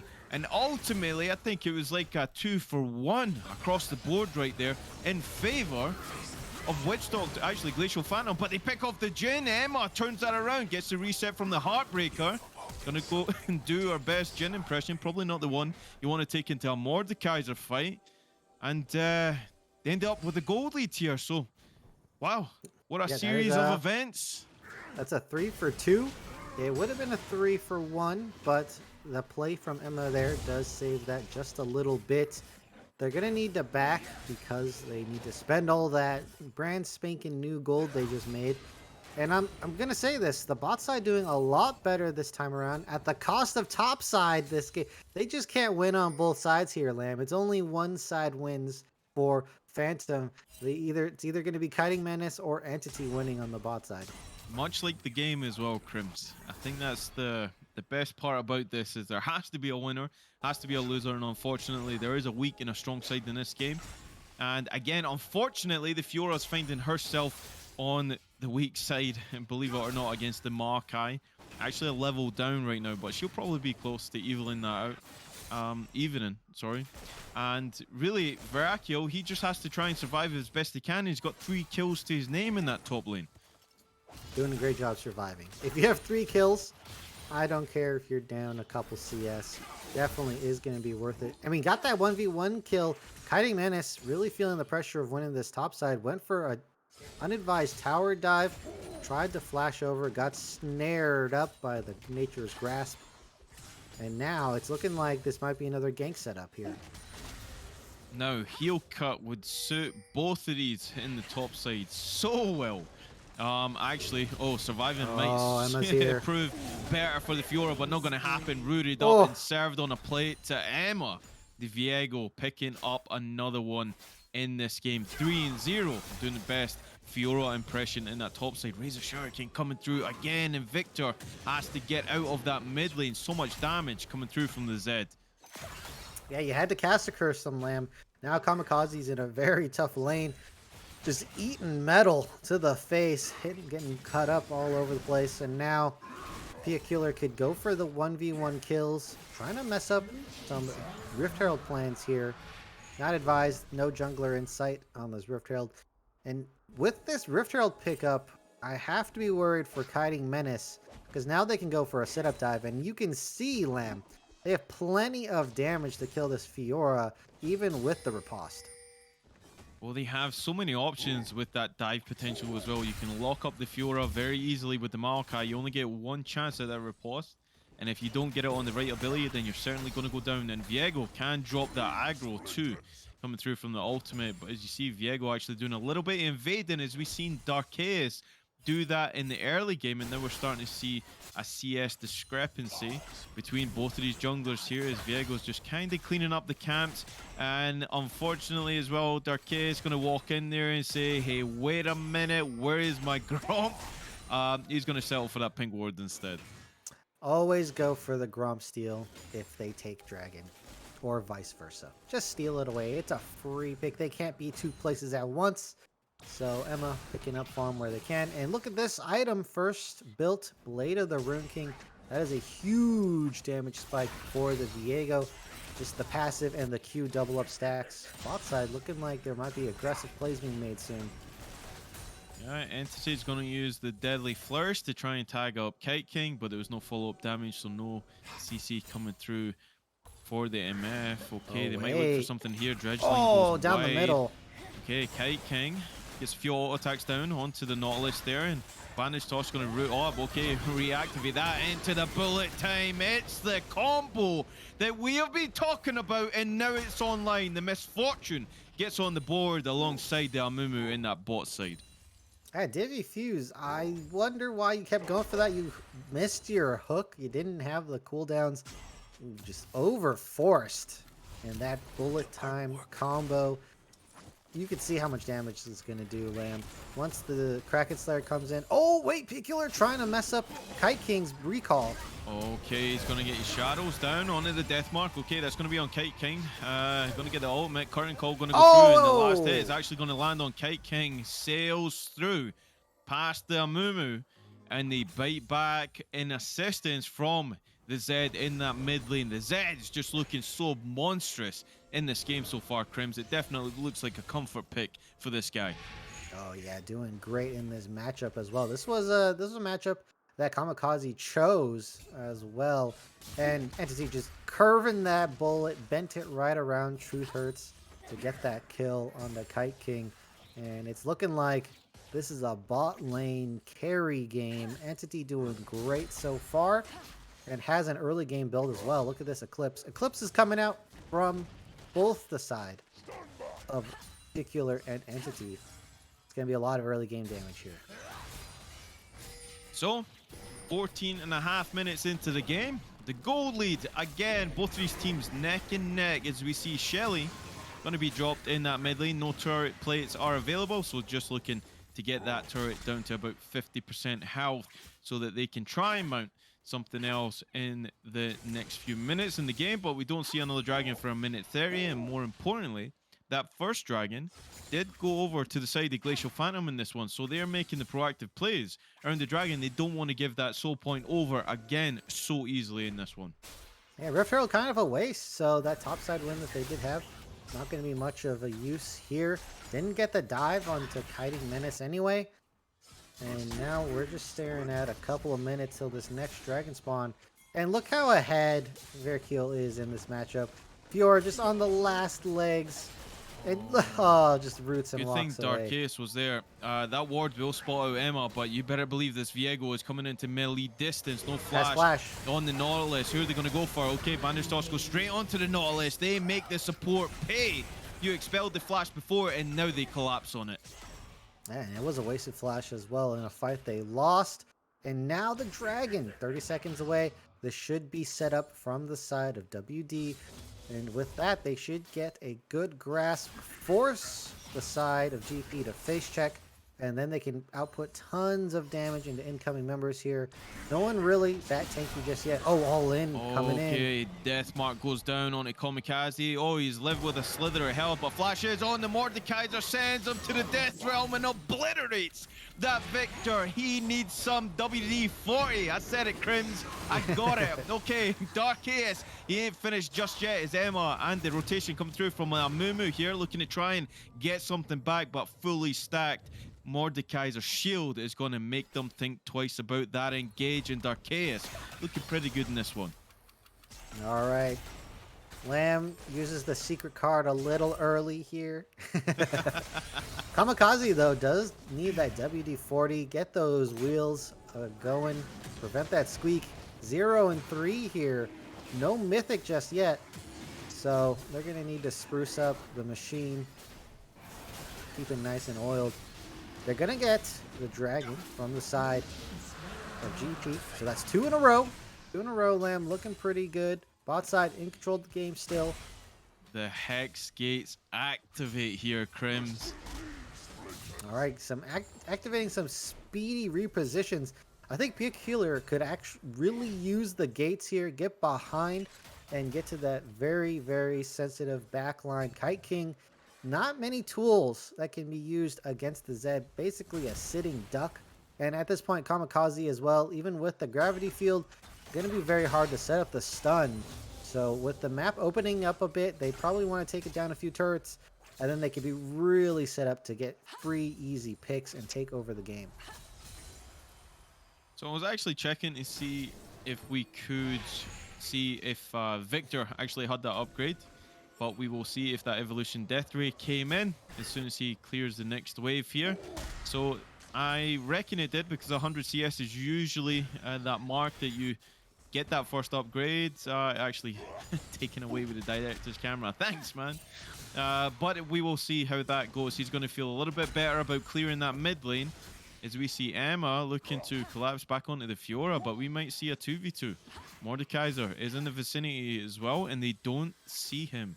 Darkhaeus waiting patiently, trying to bait it out. For this is going to be a loss for the side of GP. Oh, parry was already used, but Grand Challenge going to go down. Nature's Grass goes down as well. Emma Nice actually stun. a little bit late to the fray here. He gets sent to the Death Realm, and Emma is still hovering around looking for a pick. Veracchio's going to get out with that one. Okay, a little bit jukes going on. They're getting messed around a little bit.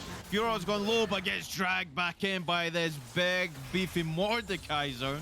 Darkhaeus making the right of whatever the hell just happened there. It seemed like Kaiden Menace was kiting himself out with that fight for a minute. Yeah, Kaiden Menace got the 4 procs, was able to heal up, and they're, because not attacking Verkill anymore, was able to get enough HP and then just walk around the nook there to avoid death. Kamikaze one. Oh, living shadow. Might be Razor Shuriken, dying. is it enough? He's And Knight burning. gonna go. He's Yes. gone. That is not safe. And Kamikaze gonna pick up his 4th death of the game, and I believe all but 1 kill actually on the Zed has gone that way in that mid lane. As you see, 4 deaths on the Victor. Yeah, that's right, because I think Darkhaeus got in on that with the last hit, with the last engage, but they're going to collapse on the Darkhaeus right now. Twisted Advance going to go down, and Emma is back to try and get a little bit of revenge here. But Mordekaiser can withstand this onslaught for just a little bit more, but it's not going to be enough. Shutdown gold goes over to the Viego, and that's going to feel good. Get a little bit of a resurgence as Emma gets more gold in the pocket, and ultimately we're starting to see these mythics come through. Yeah, these are late mythics though. 20 minutes in, coming from the side. WD, and not to mention this Victor is super late on the upgrades. Definitely should have 2 by now, but instead only on the measly 1. And so they are really far behind on the side of WD. And they have not stalled out the game either as well. These 2 dragon stacks haven't secured one of their own. And with the mid turret going down, this might activate Peculiar to make some headway in the bot side. That is if Emma doesn't stop him right now. Okay, Deathmark goes down. How's the Jukes? The Jukes Okay. are good. Zed gets out with that one pretty easily. That was a lot of work to get out of that gank though. As Truth hurts. Oh, missing a very, very needed Q there. Although no misfortune, so maybe it would have been a mistake. Could have bandage toss into your own doom. Seen it happen many times. Mumu syndrome does and frequently occur. Let me take your eyes quickly, Crims, to the level difference between the Victor and the Zed right now. Level 14 on the Zed for Piacula. Feeling really good in that matchup, and Kamikaze definitely not going deathless in this one, unfortunately for him. So how does he try and get back into this? Because right now he has no items. He's so scared of the Zed that he started building the components for Zhonya's. Yeah, just stopped his mythic halfway there. I think the best option is probably just to hope your team can handle this Zed. They are pretty capable of doing it. And you just farm somewhere else on the map, try to power up as best as you can. Now that's an important ultimate going to be used if here. that deadly flourish lands on the MF, it cancels her back. So Kite King is going to be in a lot of trouble here. Has to try and get this turret. It looks like he will. Oh, But the Mordecai is going to flash over, send him with Death Realm, and pick up some free gold in that bot side. You see Shelly was actually foiled in that top side. Kaiden Menace on the back. That looks like the better Kaiden player stun. in this game. Will they go for anything else? Okay, still wants it. Kamikaze is so under-farmed, under-experienced, everything. Gets the stopwatch down, but the Grand Challenge was put on him as well. He's still burning with the Ignite, but the shutdown goes over to Fiora, and actually Zed picks up the victor on the backside of that fight. These win lane, win game champions, they're ahead.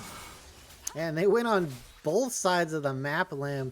Big no-no. You should never be able to do that. They get the kills on the bot side, they get the dragon, and then the double kill on the top side, plus the turret. This is huge dubs being picked up for the side of GEP here. Truth hurts, though. I don't think you want this team fight. That's just me, though. Deadly Flourish going to root up the Mumu. Have some of your own medicine there. Bullet time going to go down. Not comboed with the Curse of the Sad Mummy. Oh! Do you know what was comboed? Crims that fourth shot coming through from Jin. Blows Tutankhamun the hell off the map as Kite King has to flash away to try and get out of the curtain call. Okay, he walks wide of that last bullet, which would have spelled the fourth death of the game for the MF, but they're on that second tier in the mid lane. Where did Tutankhamun reference come from? I don't get that one. A mummy? Oh, okay, all right. Lines up, lines up. I mean, I guess they're both young men who died, so I guess that makes sense. Oh wait, no, they got retcon. Amumu's a Yordle now. Never mind. I mean, in the original art for Amumu, you can see his dead spirit parents in the background, but that has been retconned. He's a sad mummy for a reason. Yeah, he is a sad mummy for a reason. Now he's just sad because he has no friends. he's sad because he's losing this game, I tell you what. But look, he actually picked up the stasis on that back there too, so the Mumu might be looking at making play here and get out with the life if you potentially can. But right now it feels so good to be Glacial Phantom in this one, and it really exudes the pressure that was on this team. And now the Fiora, even though you're 1-4, you're doing a lot of healing, a lot of tank shred, and you're a big problem for that Maokai, which we had made reference to in that draft. But actually, hold on. Okay, Zed goes in with a full combination, doesn't get anything, doesn't get rooted up, only the exhaust going to go down on him.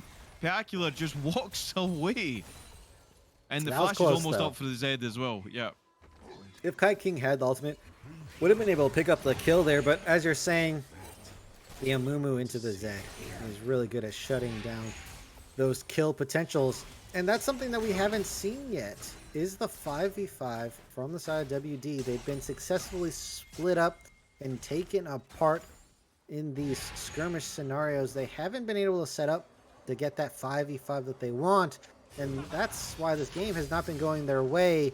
It's really been playing in the hands of GEP with the skirmish and picks, and they really need to start getting their team coordination together here. Save some, save ultimates, group up, fight as one. Maokai is very trigger happy with that ultimate. Nature's Graph's not going to get anything, going to get pulled back in by Darkhaeus. Kite King going to go 25% health. Truth hurts also.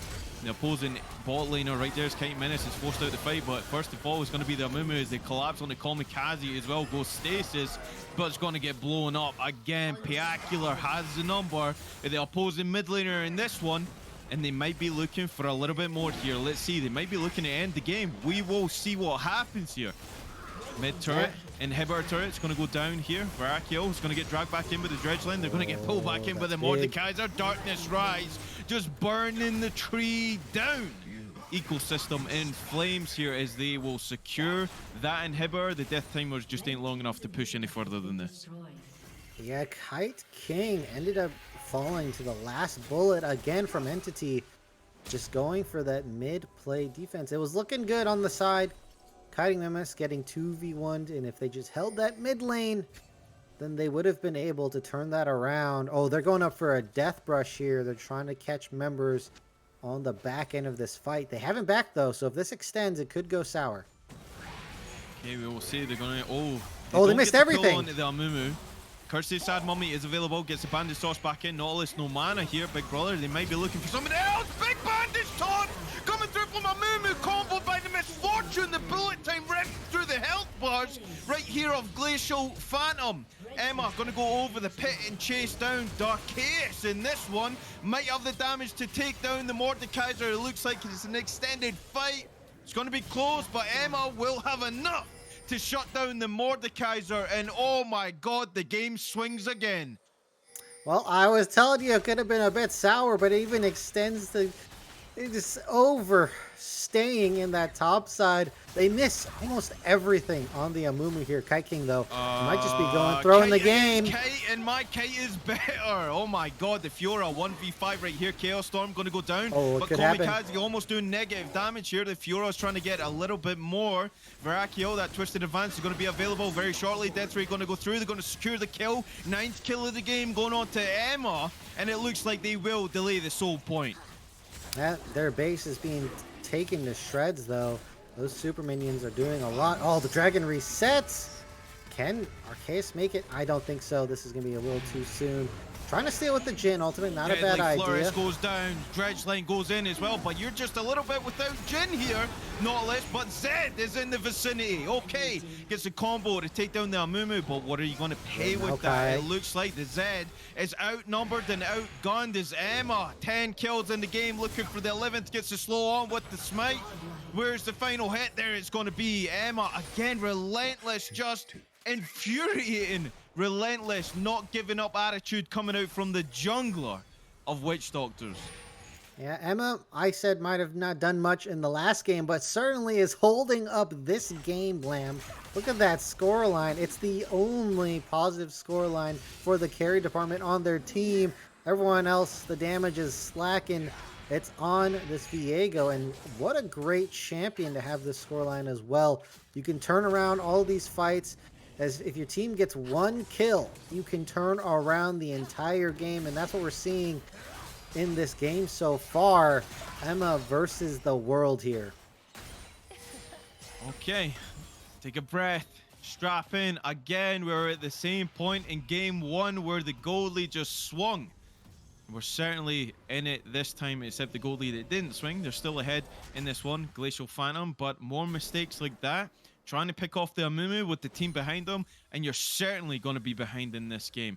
As they pick up that first dragon of the game, they deny the soul point, that's going to be huge for them.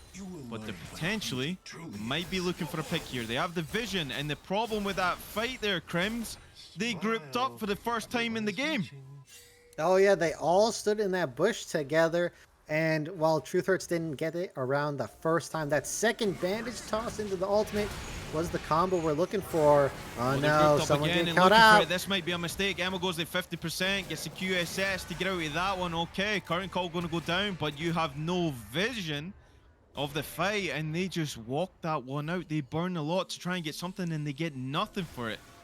Are they going to overextend here, though? It looks like they're positioning like they're about to. Banish toss goes around. Oh! The combo kills the Zed. The big damage is already gone. Feud's going to be the next to fall. Resets are happening for Emma here. The Viego gets the dredge line through again. Jin's going to be the next to fall, and Darkchaos falling off just like the objective bounties. The Mordekaiser is going to be another statistic in the KDA of Emma. 14 kills in this game. I told you, Lamb, all they need is one kill, and they can turn it completely around. Emma does it again. They get the pick off onto Zed, and Emma just using all the abilities efficiently to keep chain killing. getting movement with the Zed into the Mordekaiser. Excellent play coming out here. And they're really hurting in the mid lane, but it looks like they've successfully stalled out this Taken inhibitor. And once it comes back online, they can think about taking a Baron or setting up at this next dragon. The world is becoming open to them. 31 minutes into the game, less than 1,000 gold now. The gold lead is, I mean, the bounties are still on the map for them. There is still outers available. Actually, bounties actually just went off.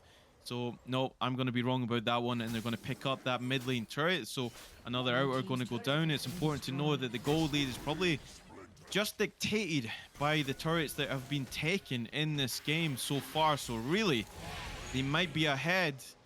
And we'll see what happens here as the Baron is on the map and they're looking to make a play. The momentum is certainly with Witch Doctors in this one now.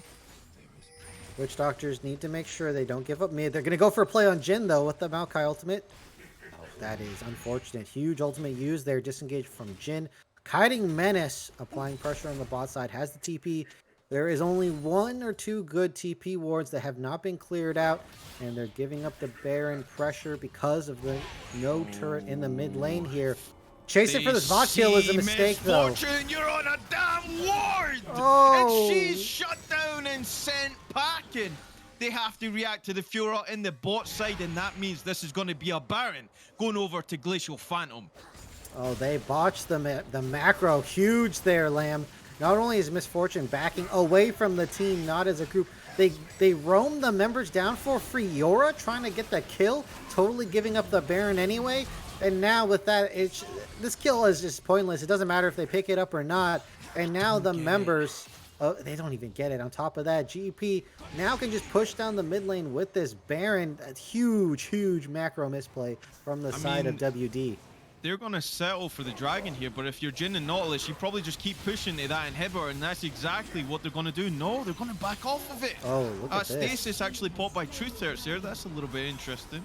They They're just hitting, yeah, with the Zhonya's, but wow, macro, questionable in this one. That could have been a free inhibitor in that mid lane. Yeah, and with that inhib, would have kept them locked in the base, which is what was hurting them. For the past few minutes, they had to fight their way out with that team fight on the bot side. So now the game just completely resets even. Just that is lucky for the side of WD. This could have been a lot worse, but now they still have to contest with this Baron here. And Fiora with Baron is a good sign. Well, certainly not killing off that split pusher will be a problem here as Kiting Menace is certainly living up to the second part of his name here. Definitely been a menace in that side lane. You have to send someone to try and answer the wave clearing, actually the kill potential that this champion has. And we'll see what happens here as they mount the front to try and take this inhibitor. Emma is going to get tagged up by the Jhin bomb, so won't even get an engage off of that one. Yeah, that was a bit of a YOLO play here. This turret, though. Kiting Menace gets the turret. Grand Challenge going to go into Kamikaze. Kamikaze going to go into a cooldown. Emma and True Turrets are here, so they're going to try and collapse onto the Fiora. That's a lot of healing coming out. Cursed Sad Mummy, everything used to try and kill the split pusher. They will, but they left their inhibitor exposed. And it looks like that's going to be the next to fall in objective terms for WD here. They're inside the base. Maokai is outnumbered, but it doesn't look like they want to go on this. Nature's Gas going to go through straight onto the Nautilus. He might be able to just walk this one out. He does. Bramble Smash going to help him in that retrospect to escape from that potential team fight. They get the inhibitor, but the Fiora falls. Fiora doing work there, getting that pressure in the lanes, the side lanes, activating the mid lane there. And now, again, WD just stuck in base. Something they don't want, because look at this. There's just one more dragon that needs to be collected from the side of Phantoms, and they will have the soul, and a Hextech soul at that. The Zed damage is going to fly through the roof, as well as the Jhin with that slow should be able to pick up any member with the ultimate there. So this is a huge soul on the line. A lot of stats and important utility going to be picked up here. And all they have to do is play safe until then, Lamb. Don't make any crazy plays. Oh, this might be one of them. Darkhaeus goes extremely low. So much damage coming out from Emma. The Viego is just going to kill the opposing jungler here. And it looks like they're still chasing. They might want to try and get onto Entity. Emma does not. Yes, actually, the flash is available. And they're going to turn. Kaiden Menace here. Grand Challenge going to go down onto Emma here. And they're going to get popped. Shut down. Goes over to Fiora.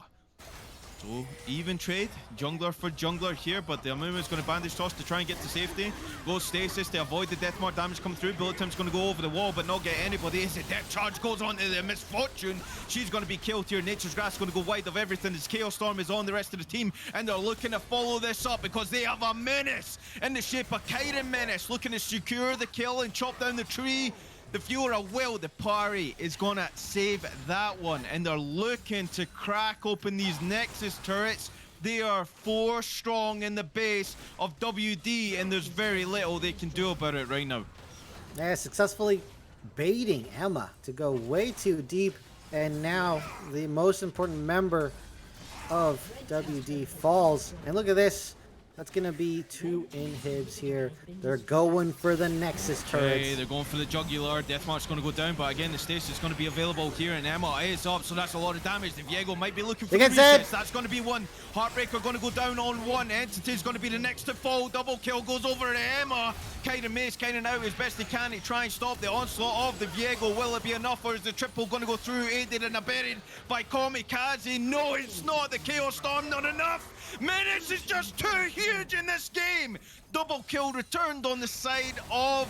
Who the hell is this? It's Glacial Phantom. Don't forget the name. Oh, I'm going to get shut down by the MF. They all overextend, and now the Mordekaiser are looking to trade over the kill, going to secure the kill onto the Amumu straight back to ancient Egypt, but it's still a double kill going over a Kite King. They mount the defense, and they are successful as they look to turn on the dragon. You thought game 1 was a banger. Game 2 comes even hotter. This is an absolute crazy game. 38 minutes in, this dragon going to be secured for the side of WD. They keep the game alive. Kiting Menace couldn't menace his way into a win. Almost outplays Emma and Verkiel on the side. Couldn't avoid Kite King though. This dragon coming very, very close to being secured. Is eventually 3-3 dragons here. It's looking like for the side of GEP, they're slowly but surely losing control of this game. WD is making better comebacks as the time goes on, but now they have to hold up 2 inhibs down with Baron coming up land. This might just be insurmountable. Yeah, Baron's just going to come up right now, right here, and it looks like this will be a free Baron, but they do secure the 3rd Hextech.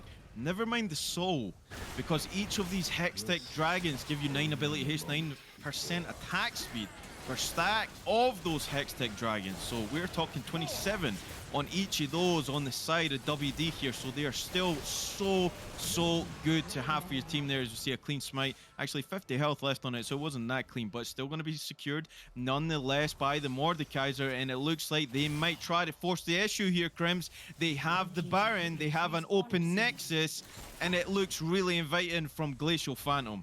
I don't think they should 5-man this. I think they should play the lanes. That's the strength of their comp here, but if they just all run down and try to strong arm their way to a victory, it might be a mistake.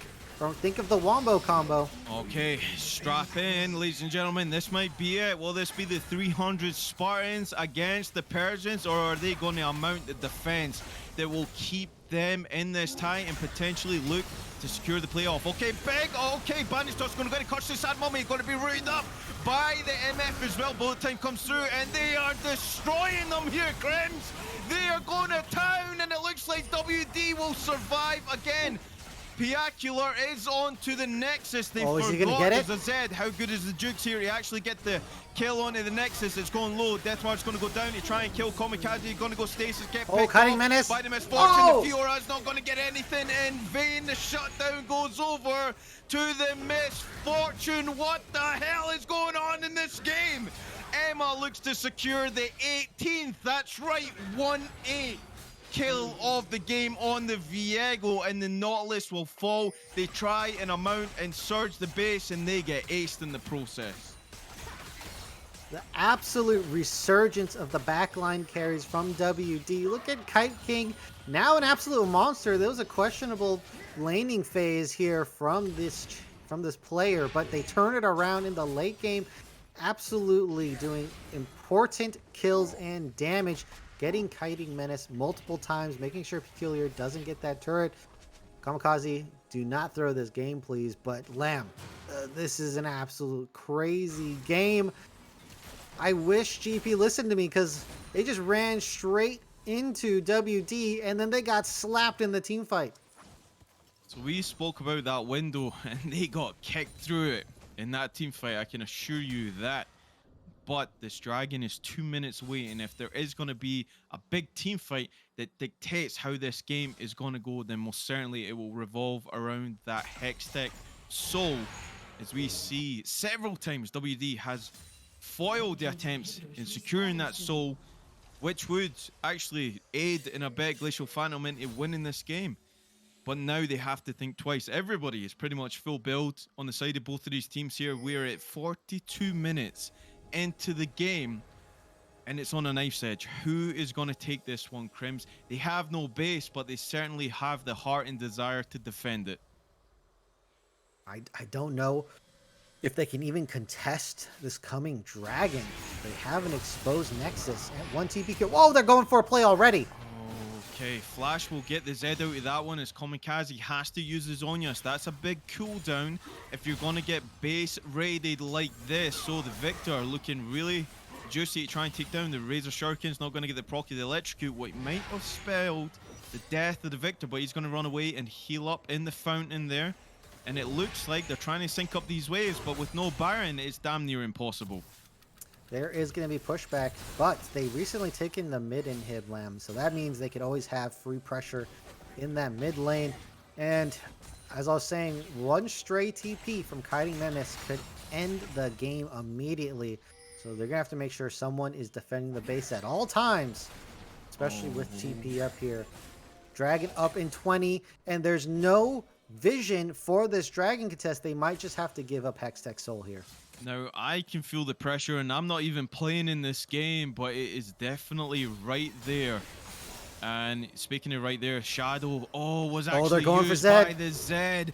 Bandage toss going to go wide, but going to get slowed down by the Make It Rain, and it's not even a question, going to be deleted off of the map. Now, they get to the Baron?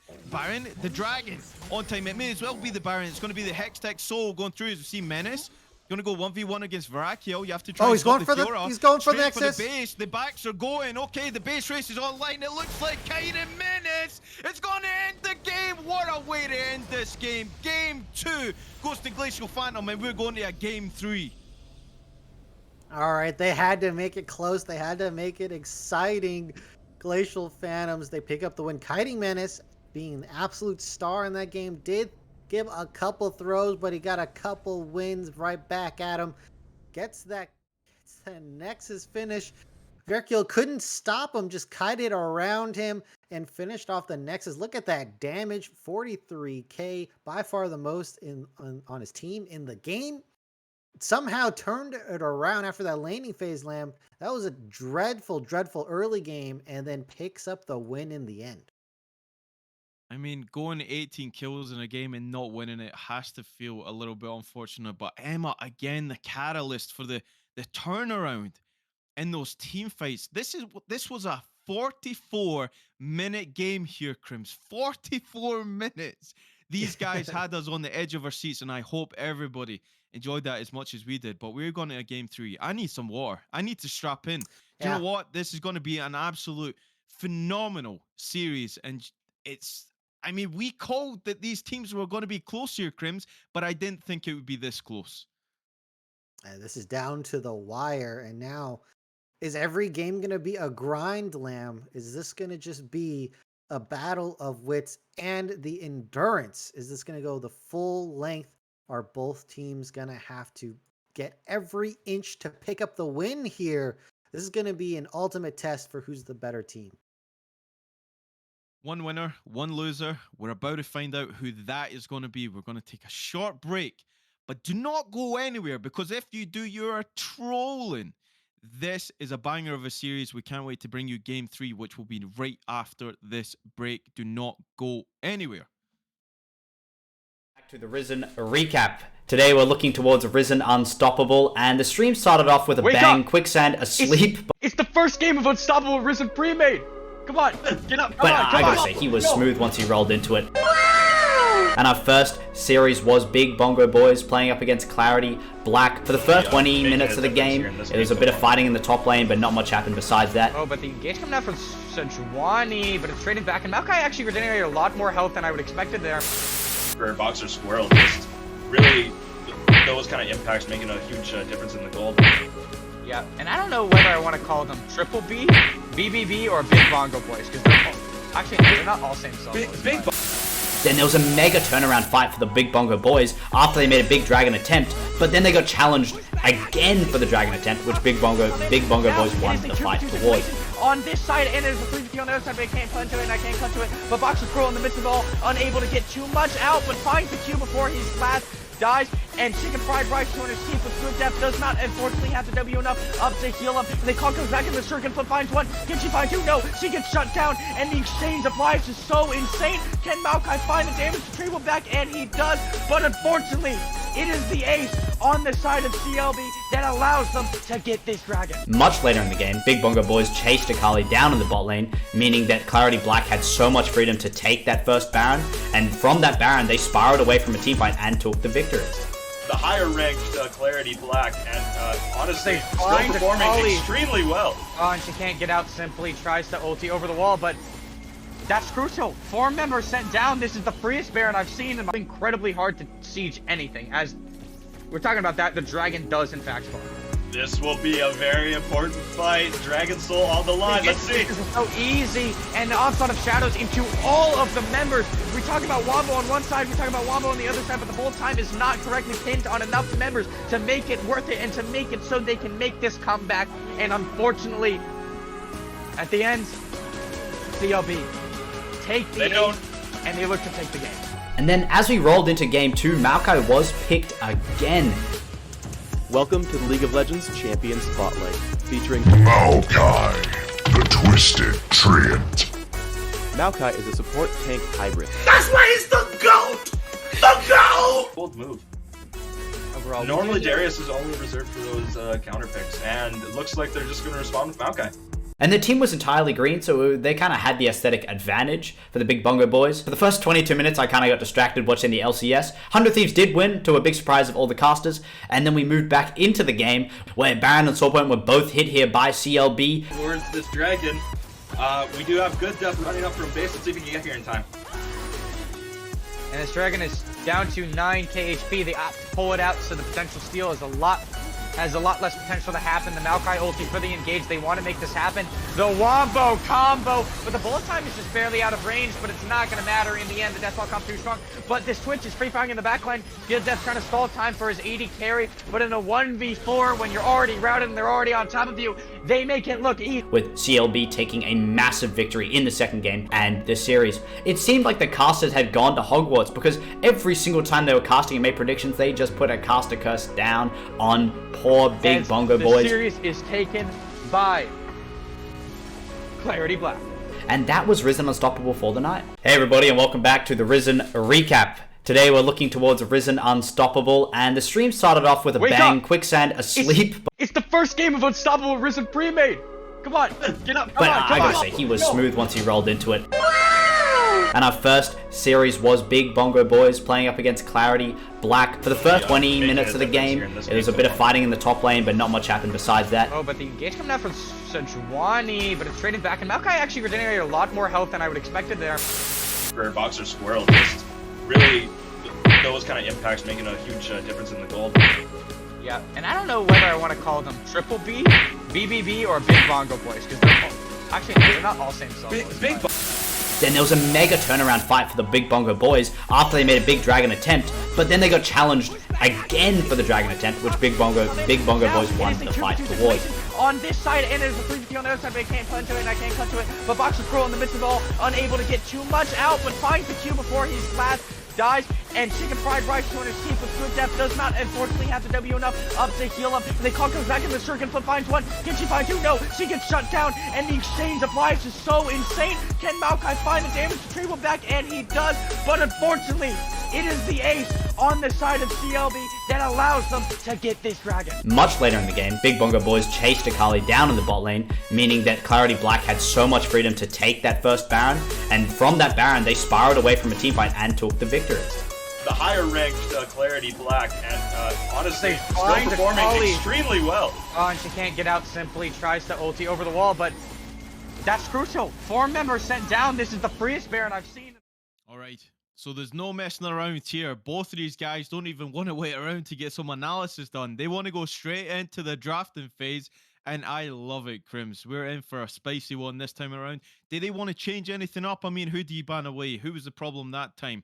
But I can tell you, just tell me who the problem was. I can tell you a lot of stuff. Well, definitely get Viego out of there, right, Lamb? We could both we both have eyes. Get Viego off. Get Lamb out Emma. of here. Get Lamb out of here. Get me a new co-caster. This guy's washed up already. It's only been 2 now. Get Emma off the Viego ASAP, because that turned around the game so many times that it was just too many to count. Having the Maokai is gonna be okay still, but man, kiting Menace, it's hard. I think that maybe just make sure to end the game before the Fiora becomes untenable here. I think it's the mid matchup though. Let's talk about the mid matchup, Lamb. The mid matchup did not go well for Kamikaze at all. They really needed to make sure to secure a better matchup in mid lane. Didn't need to do anything crazy, just something that wouldn't lose to Zed too hard. And well, they did not succeed in that goal. Zed got off the ground in pretty mighty fashion as well. Kamikaze taking multiple deaths in the mid lane with no jungle gank assist at all. So gonna need a better mid matchup. They're gonna opt for Swain early here already, but that is gonna leave the counter pick unless this is a flex. Interesting priority putting on the Swain. Of course, Swain is one of those champions that you do have to put respect on. In the right hands can do devastating things, but take a look at the bans. They're not going to ban away that Viego. Instead, they're going to invite Emma to run it back. And why wouldn't you? Everywhere, the resets were great. Silas, okay, this is shaping up to be a stormer. Silas is great. Now WD need to think about the composition and the ultimates they actually want to give over to this potential mid laner. Nocturne, oh baby. All right, Nocturne gonna be picked up here. Now Silas should be able to be okay in Swain. Swain still wins. Silas is just gonna be all right. And then Nocturne gonna give a lot of gank potential post 6 here. So for the meantime, Nocturne's gonna be farming up, and that gives you an opportunity here, Lamb. If you want to pick something that gets going pretty early, and then you can out tempo the Nocturne. That's a viable strategy. Hey, finally we see a Caitlyn here. Strong bot lane AD carry. Going to be very hard to take out of the lane. And now I'm hoping a very strong support to pair up with that Caitlyn. Yep, many supports, Renata, Leona, Alistair even. There's so much that you can combo with Caitlyn. That's the nice thing about this champion. You have infinite range in that bot side, and you can really push that objective control. It's going to be Thresh. Now, Thresh, usually I would be really excited for, but it's an interesting one because there's a reason why this champion isn't picked over, say, Renata, over, say, Leona. Yeah, I think Renata, Leona are going to do better in certain phases of the game. Thresh is kind of like a middle ground between those two. Kind of has engage, kind of has disengage as well. Caitlyn doesn't need the disengage as much. The Lantern's really helpful for immobile champions. Caitlyn has some mobility there.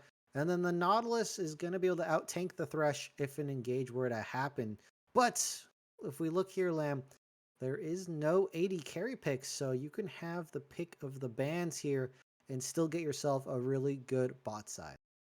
Yep, the Misfortune, the Sivir, even the Jhin. I think the Jhin fared really well in that game, honestly, for Glacial Phantom. I thought he did a lot going through, getting the picks to try and back up those big team fights. Now, the interesting thing is that WD, they certainly have got the Swain AoE, but we're seeing a different side to them. Of course, the Maokai is still on the table. The Viego is going to be taken away, but still having that Maokai available. Maybe they just think, pick the Maokai, we'll take the Fiora again. Yeah, if they're fine with that. I mean, it's weird, Lamb, because technically both teams did very good on the pick. Kiting Menace did really good in late game, and then the Maokai for the side of WD did very well as well in the early phase. So it's hard to say. I guess if you liked how that went either way, then you could definitely pick up the matchup. Sivir being the pick here. And that is a lot of backline damage that the side of Phantoms needed. And now it's been filled in by the Sivir pick here. And is going to do pretty well into the Thresh. Oh, wait a minute. Aatrox, yeah, we forgot.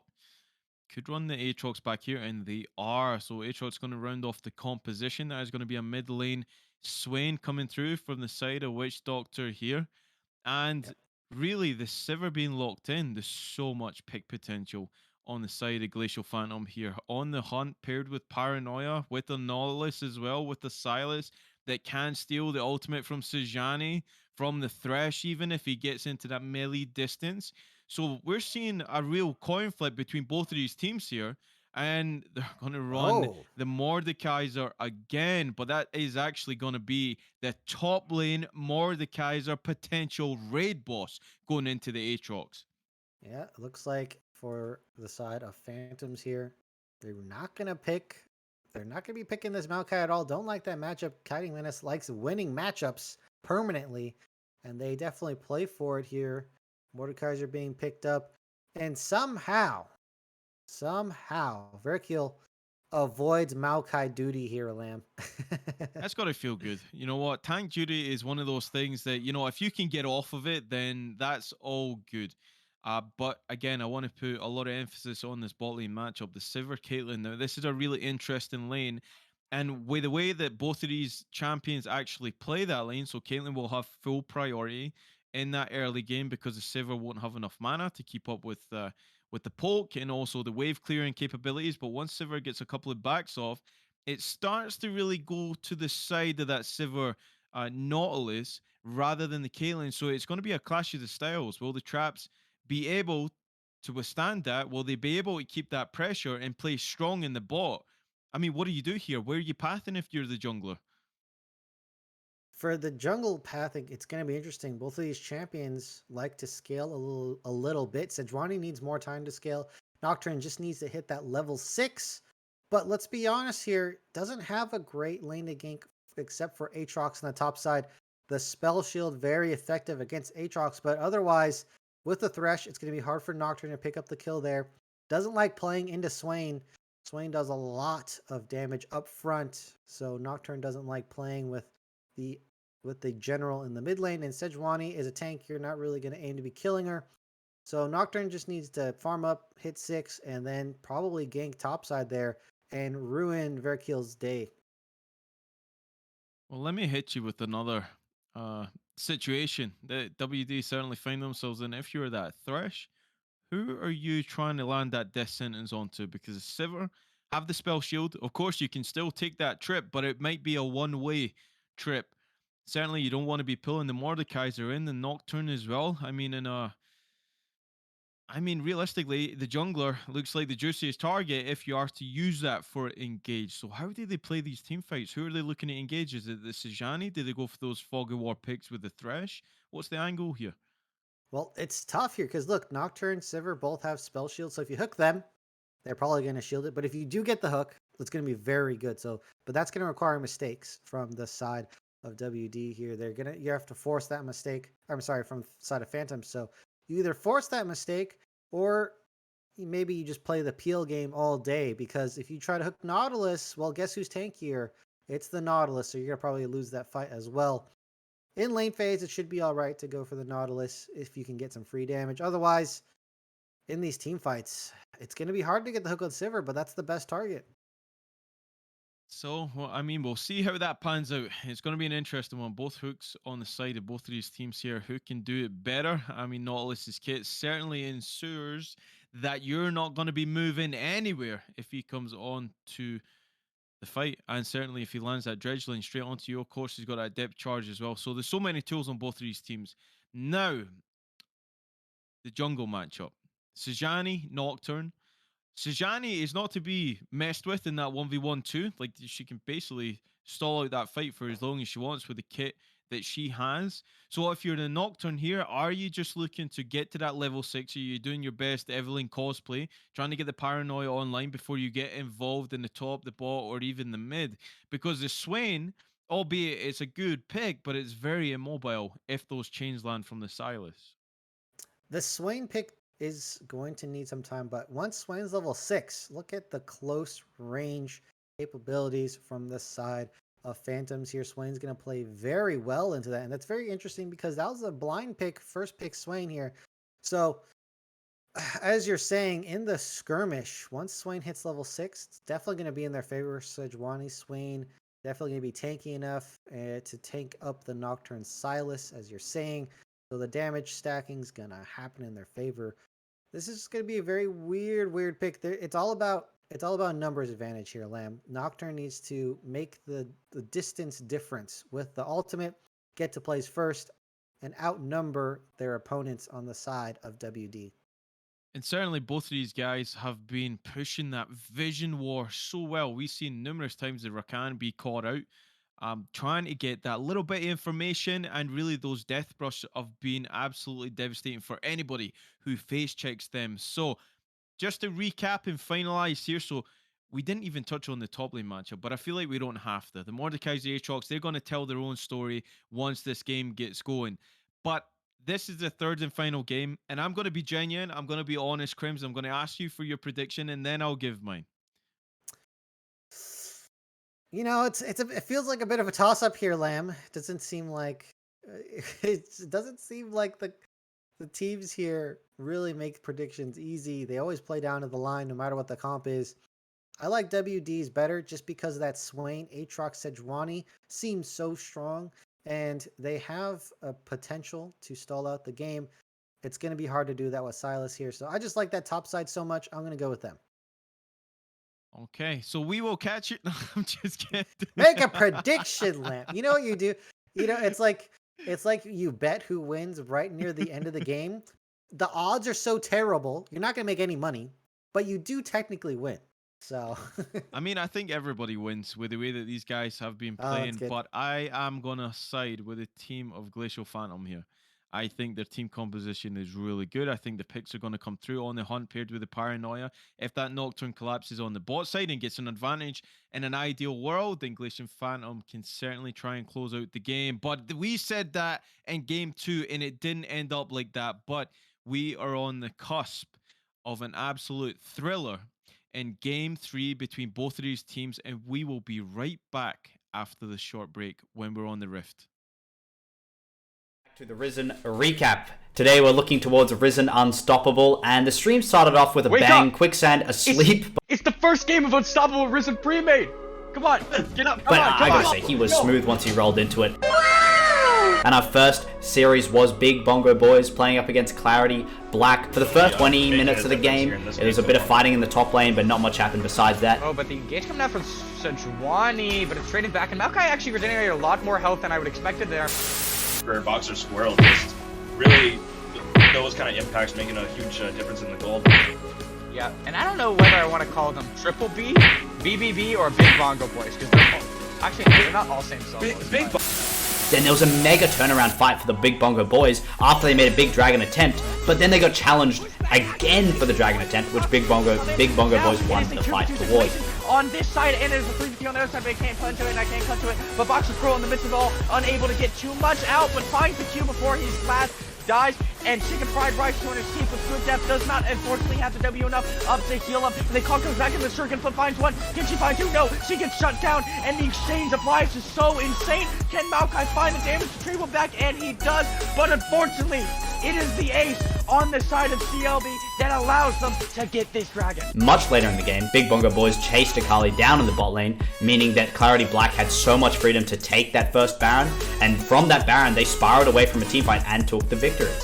the higher ranked Clarity Black, and honestly, They still find the performing Kali. extremely well. Oh, and she can't get out simply, tries to ulti over the wall, but that's crucial. 4 members sent down. This is the freest Baron I've seen, and incredibly hard to siege anything. As we're talking about that, the dragon does in fact spawn. This will be a very important fight. Dragon Soul on the line. Let's see. This is so easy, and the onslaught of shadows into all of the members. We talk about Wombo on one side, we talk about Wombo on the other side, but the whole time is not correctly pinned on enough members to make it worth it and to make it so they can make this comeback. And unfortunately, at the end, CLB take the They don't. and they look to take the game. And then as we rolled into game 2, Maokai was picked again. Welcome to the League of Legends Champion Spotlight, featuring Maokai, the Twisted Treant. Maokai is a support tank hybrid. That's why he's the GOAT! The GOAT! Bold move. Overall, Normally Darius is only reserved for those counter picks, and it looks like they're just going to respond with Maokai. And the team was entirely green, so they kind of had the aesthetic advantage for the Big Bongo Boys. For the first 22 minutes, I kind of got distracted watching the LCS. 100 Thieves did win, to a big surprise of all the casters, and then we moved back into the game, where Baron and Soulpoint were both hit here by CLB. Towards this dragon, we do... Mic feedback off. Mic off. Game 3 of this best of 3 playoffs. I mean, what more can you ask for here, Crims? A best of 3 and we're getting 3 games. Isn't that what we sign up for? Well, you know what I could ask for? Your predictions, because you snaked your way out of them. Who do you think's going to win so we can get it on the books, Lamb? Glacial Phantom. All right, I know you're making subtle references, but you could have made some kind of subtle ways to get your way out of there. So, I know. Glacial Phantoms is your prediction. We're at odds yet again, Lamb. We're at odds yet again. So There we'll can only see be who one picks up. winner and one loser, man, and we're taking it straight to the caster desk too. But ultimately, like I said, everybody's a winner. Both of these teams go neck and neck, and I am sure of it that they will in this game too. And I like the silver skin. I always like that pizza. The delivery system is certainly going to be online in this one for that bot lane. Yeah, there's going to be a lot of pizza slinging coming out from Entity. And especially if there's a front-to-back team fight, there's going to be a lot of damage being put out at that 3-item mark, though, Lamb. It takes time to make a pizza. You got to make it right. And then it comes out of that oven, hot, steamy, ready to burn some people here. Ready to add some calories. Oh, yeah. Definitely going to be weighing some people down. Both junglers opting for the top side clear here. And now both of them are going to be full clearing as well. So delayed top side jungle clears. And this is an interesting view because now we're going to get to see the side of Emma that is going to be the Sigani. So on tank duty, they swapped it around. They said, Verkill, you can come off of it for this 3rd game. And instead of that, a hard carry champion, it's actually going to be the Ignite Smite too. So putting a lot of emphasis on that Arctic Assault to get you out of dodge when things go wrong. And we'll see how she can play this one. That's that interaction that you'll always see, that Flay Dredge line, but ultimately they get level 2 first and they win that trade. Yeah, big no-no there. This is Caitlyn. You don't want to be taking bad trades. Oh, that's a nice hook, though. Oh, Descent in straight onto the Nautilus, going to put down the exhaust, but no aggro going to be taken because Divi Fuse gets a 5-head moment, gets the dredge line back in, gets through the Riptide, slow down, gets first blood off of that. He's going to heal. His Entity is going to cover the back of the support, and already advantage to Glacial Phantom. And Kite King expends the flash just for an attempt at picking up the trade kill, but doesn't get it. Peculiar level 3 gets excellent trades, and now bot side is in really bad spot. Another hook gonna land. Secured the kill, but Emma is here to try and trade one back. Got the ignite there, but it's actually dropped on the Nautilus instead. Looking to do the double back, pick up the double kill. Permafrost not available. Okay, Nautilus going to use the shield. Try and secure this one. Goes in with the dredge line, gets a staggering blow, and sends Emma packing. This Nautilus is just on fire right now, Crims. Lucky for them, most of the money is on the Nautilus, and there's a bounty to boot. Oh, Verkill gets pulled right in. Menace is definitely dealing some damage. I thought that Aatrox was going to be doing a bit better up here, but it looks like Verkill's still getting the beatdown despite the change of champ. Might be thinking still on tank duty. Let's give him Just the in the benefit mind, of the doubt. mental cage of tank duty. Oh no! Free this man from the burden. Yeah, you got that mental reset on the champions, but ultimately, if you haven't reset the mental, then you're still going to believe you're on tank duty. But ultimately, he is playing Aatrox, so going to feel a little bit good just about being in that position right there. As Mordekaiser is certainly not a threat to ignore. If you go on all in with that guy, you better believe, you have to believe, that you will win that 1v1 duel. So we don't see anything happening in that top lane. And pivot right back down here. But how do we see this one going, Crims? Obviously, Glacial Phantom have the number in this bot side, but the kills did go onto the Nautilus, so that's going to make a difference. Well, Sivir still takes a lot of time to activate, so there is still opportunities here in bot side, but they're gonna have to play it safe, because if they make any more mistakes, it's gonna spell doom. Oh, good gank in the mid lane potentially. Yep, burns a flash from Sylas, this melee champion. Can't play it back. And now when level 6 hits around, Swain could potentially go for the all-in. Emma in a bad spot right now. Okay, well, we will That's see gonna what happens land. here. Can be slowed. Gonna get the Glacial down from Nautilus and get pulled out by that Lantern. Now we're seeing that synergy of why they picked the Thresh.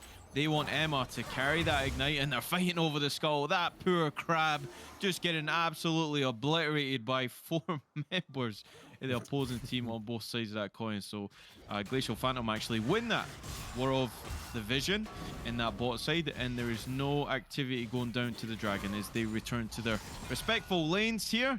And we see Kaiden Menace and Veracil. How do we see that matchup transitioning here, Crims? Because I know Aatrox can become a big problem, and eventually will get ahead of the Mordekaiser. Well, it's whoever has lane control at the moment. And Mordekaiser is the one in control, can easily stack the shield, and that's what really makes this Mordekaiser lane in his favor. Also has healing cut item as well. Veracil could go for a good trade, but look at that shield being stacked up. It makes trading with Mordekaiser pretty much a losing game. Yep, so just gonna trade over the CC that comes with the Aatrox and the Mordekaiser, and we will see. This has been a story of both of the games in game 1 and 2, where Veracil has been under the cosh, definitely under a lot of pressure from Kaiden Menace, and he's done really well in both of the games, even though it's a win and a loss. See full priority in that bot side too. And the vision is of course going to be highlighted throughout this game. And we did mention as well, Crims, that the Grievous Wounds, you have to pick them up. And what's Mordekaiser's first item against a champion who heals insurmountable? It's going to be the Bramble Vest. Yeah, both teams are going to want to pick it up. There's a lot of healing going down from the side of WD here. Kamikaze on the Swain. Also a lot of healing, not to mention the Sylas and the Mordekaiser as well here. Peculiar. This is a losing trade. Yeah, he gets the never move back in. Ravenous Flock stack secured. That's going to be a win. Okay, Kite King going to get the Ignite drop, but the Caliber Net's going to get him out of dodge of that one. It's a good trade over for Glacial Phantom as they send the AD carry WD down to about 25% health, and now they'll be able to crash this wave, but they look like they're just trying to get the back off as the Sivir is out of mana too. Yeah, someone from the side of WD needs to come down and fix this lane. It's going terribly. Oh my God. Oh, that is a bit of an overextension. They do take some turret shots here, but they are alive, and they're here to trade with this turret. They're gonna get a plate. Yeah, this is the exact opposite of how a Caitlyn lane should go, Lamb. That is not a good start. Yeah, it did say that Sivir has to get the back off in order to be relevant in that lane, but it looks like Caitlyn is just sacking the hell out of it, not going for any control. And really, you're starting to see the difference in support picks here. Why Thresh is not picked as much as it is, because ultimately that Nautilus has so much more kill threat than the Thresh, and that's exactly how we're seeing that go, because Caitlyn just can't walk up in that lane right now because the Nautilus diving up under the turret to take a turret plate. Yeah, I mean, look, it's all set up on those the level 1 and the level 2 plays. They needed to be up in the trades, use the range from the cover from the minions to make the plays, and they just misplayed it horribly. So they need someone to bail them out. There's no self-recovery here. And that's not a good sign considering the dragons are starting to become into play here. Meanwhile, topside, they're also picking up a heavy win on this Mordekaiser. So WD really on the back foot in this game already. 8 minutes into the game. Okay, 8 minutes into the game, we're going to see that Realm of All right, they're Death just come gonna through stare at from each Kaida other. Menace, but he won't get anything because he's under the turret. You can't go for that this early in the game. But approaching the 9-minute mark here, we do see a gold lead, but that is specifically because of the plates that have been taken on the side of Glacial Phantom here, and they're really starting to excel that early game. Good spell shield coming through from Nocturne. It's going to negate that hook coming through from the Thresh. And really, the way that this is going, they want to keep this going. Build that gold lead, get the advantages, secure the mythics, make the plays, and try and secure these dragons. And look at this, wave is pushing away while they're losing the lane. It's always a sad scenario. The one shining ray of hope for them, though, is Kamikaze on the Swain, and Emma doing pretty good so far. However, Nocturne, oh, this is Divvy Fuse is very far away from Entity here. They might want to go for this. Okay, full combo is going to come out Oh, from now the Entity Thresh just on the walks up. hunt. Going to be popped as well from Entity. Okay, going to flash forward. Spell shield's going to go down and drip charge. Going to be dropped on the Truth here. It's going to play on back. Oh, double kill? It's going extremely low. Shutdown actually goes over to Asen. Oh, the Caitlyn gets on the board. I was about to say the shutdown goes over to the support. There's the Paranoia. It secured the kill onto a less than 15% health Thresh. And Darkhaeus, first Paranoia, first kill. That's exactly where you want to be for the Nocturne. Yeah, Ace in the hole, pulling them out of the hole that they dug themselves into. I didn't think it was going to be possible, but Divvy Fuse just really playing up without the support of Entity. Takes a whole brunt of damage with no return. They do trade over for the life of Truth Hurts, but totally worth it as they've secured the dragon. And now it's looking like they've realigned in the bot side here. Yep. They Obviously, got that adjustment. Yeah, WD obviously hearing me that there's a little bit of a gold lead in this end. We want to keep it as close as we can here, as that has been the style of both of these teams. And certainly we can't take our eyes off it for a second. But the first dragon is going to be picked up by Witch Doctors in this one. That's going to be important.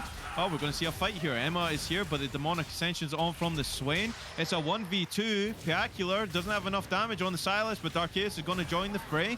Going to re-engage this. Spell shield going to go down. Not going to negate the hit from Emma. Try and get the Permafrost, but is it enough to save the life of Kamikaze? Okay, it is for the moment. Permafrost actually goes on a Nocturne. The back of that fight gets pulled in by the Never Move, and that's a double kill going over to Kamikaze in the mid lane. Clean outplay, and that just damage over time from the Swain. Really getting a lot of effectiveness out of that right there. They almost had it, though. It looked like Kamikaze was going to die for that play, but Emma and Kamikaze turned that around. Excellent plays there, and now the mid lane is going to be looking real good. Divvy Fuse on the mark all wow. the time with The these CC. ultimates. The Dredge line, Depth Charge going to land as well on the hunt to try and secure the kill onto the Caitlyn. Not going to get it. Kite King doing the best to. I don't that's know a if good you hook. call it kite, but the hook was going to go in the flay. Okay, tanks the turret shot. Box going to go down as well. Full combo. Going to go stasis to try and stay alive. Ace in the hole is going to pick one of you guys, and it's going to be Entity. Oh! Okay. Okay. The hook coming through from Truth Hurts secures the kill. Oh, they trade over a kill in the Thresh, a kill in the Caitlyn, and they feel so good in that bot lane. You know, that's what I call the Caitlyn dilemma, Lamb. You have to choose who's going to die to the bullet. But it looked like in the end, it was just both of them. They both die with that pickup from Truth Hurts on the Q at the end of that. I'm sure the Q buff's really helping out right there. And now this bot lane, is feeling like the game from game 1 and game 2 just completely flipping on a dime. At any point in time, none of these teams can keep a lead. Well, let's quickly look at the damnation stacks on the Thresh. 37 and already one-shotting people. Nerf that champion, right? That's crazy. Actually, the hook that secured that, so it doesn't mean anything to do with the damnation stacks. Might see a dive here, though. There is a ward, so Brachio is going to not be under any threat there. Aatrox going to clear out that vision. Actually, the CS relatively well, but look at the pink wards in that top side. Glacial Phantom certainly pushing that issue to try and secure this Herald. Yeah, Piacular is feeling the pressure from the Swain in mid lane, which is probably why they called over that gank. And now look at this, securing a Rift Herald. And the damage coming out from Kamikaze here. Okay, 2 Demonic Ascensions, 2 Shens, which is which? You're about to find out, and I bet you the Swain is a little bit stronger here as the Paranoia is going to go down, but Kamikaze is going to get Depth Charge on. Nautilus in 1v3 right now. Chain's going to come back in. Silas going to secure the kill onto Emma. They're not done just yet. It's Kaida Menace going to get the Death's Grasp straight back in. He pulled back. Can he get the obliterate? Yes, he can. Straight on the skull at Kamikaze, and they turn, and they're going to collect Shelly as well on the back of that team fight. Yeah, I think that might have been a bit of miscommunication. Entity and Divi Fuse both roam up, while from the side of WD, Kite King is the one staying down the bot side, so you can't make a play on both sides of the map like that, and so they lose a very important Rift Herald fight. So it looks like they're going to burn it top side, and Arceus going for a kill, and that's just going to be a zoning Nocturne while they get that top turret. And the game's completely flipped the other way, Lamb. This is the roller coaster of League of Legends here. Both the teams making plays to get back in the game.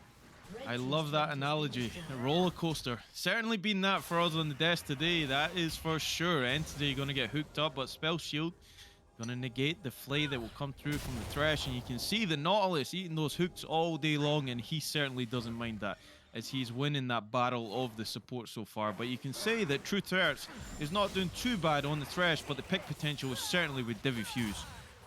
I'll definitely say Truth Hurts has been catching Divi Fuse under turret a couple times now. So maybe a bit of overconfidence proving to be the poison. And now this dragon, 25 seconds away from spawning. The mid lane battle for control begins now. Okay, we're going to see the mid laners go at it again. Nevermove going to pull back in. Peacular not going to hijack the Swain ultimate just yet. Kamikaze still wants it though. Nevermove going to go wide. Good sidestep coming through from the Silas right there. And it's a good thing those chains did not land. Otherwise, you might have been on a cooldown. But the dragon, like you said, here it is. We're going to see what goes on here. Is certainly Glacial Phantom. They have the vision to try and take this. Yeah, Caitlyn is very good if you already have set up on the dragon with the trap lines, as well as having abilities that can kite back. And with the Thresh, to get those picks should be easy. Dragon secures, but because of the push in the lanes from the last fight at Rift Herald, they definitely don't have that pressure at the moment. Kamikaze, I think he needs a bit more time to 1v1 Peacular very comfortably here, but look at the items, definitely ahead, has a good lead for now. Peacular might have overstayed here. Ultimate available from the Sejani. Glacial Prison going to land on the target. Actually, that looked like it went wide, but it's going to land anyway. Silas, ace in the hole, is going to get blocked by the Nautilus. That was pretty clutch coming through from Divi Fuse to save the life of the Silas right now. Flash forward, Descent is going to go wide. Flay on back. He's also going to be dropped onto Darkhaeus again. Dredgeline going to come across. Depth charge used onto the Thresh to try and disengage that. Darkhaeus going to walk away with a slither of health, but you can't say the same for Peculiar, because look, you were already out and you went back into a losing fight, and now they have priority over that dragon. Yeah, they definitely should have just been on the exit. They have Sivir in the mid lane getting a free turret. No reason to contest here. Topside though, getting a bit spicy. Okay, World Ender going to get sent straight to Peggy's Realm of Death. Potentially any Yu-Gi-Oh fans you're about to see that Veracchio is not. He gets obliterated in the Realm of Death right there, and it looks like on the back of that fight. Need to catch my breath here, but Glacial Phantom, they're certainly going to pick up that. Actually, it's going to be WD. I'm so out of it now, but WD pick up the dragon. That's the main thing you need to know. 2 dragons, and it's going to be the Hextech Soul again here, Crims. We're stacked and ready. All right, Lamb, you build that oxygen, and right, because your brain needs it here. They're not giving you many opportunities to take that inhale, but now it's looking like we have a calm before the storm, and it's going to be a bit of time before an objective comes up. Very importantly, WD have secured themselves 2 dragons.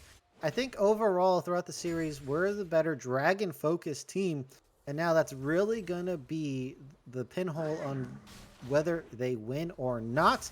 They need to get the vision down. They need to get the setup, because that's how their champions work together, with that Caitlyn being the prime example. Kamikaze's been doing good overall, so if they ever come through a choke point with the trap line, should be the doom of GEP here. Glacial Phantoms cannot face check into that. Swain, so far doing great. I imagine gonna extend even further in the 5v5s, and it's gonna be really up to their macro. Can they out macro the side of GEP here and pick up the win? Even further beyond, we're going to see a fight here. Okay, they're going to go straight on to the Swain, but Demonic Ascension They're going to trade over. Silas going to try and do it better. He does in this case, but in the mid lane, Nautilus is actually going to follow in the back of that. We don't know what happened there, but we can certainly tell you that Emma overstayed the welcome in that 2v2. Goes over to the side of Glacial Phantom, and they're looking to mount a surge in that mid lane. Actually, that wave was cleared, so no, they're not. Yeah, look, Kiting Menace is a menace on the Rift. Look at that, 301. 2 items. That is going to be a good spell shield to save the life of Arcase.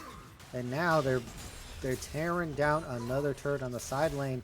The turret game from the side of Phantoms is proving superior in this game. The macro is going in their favor, Lamb.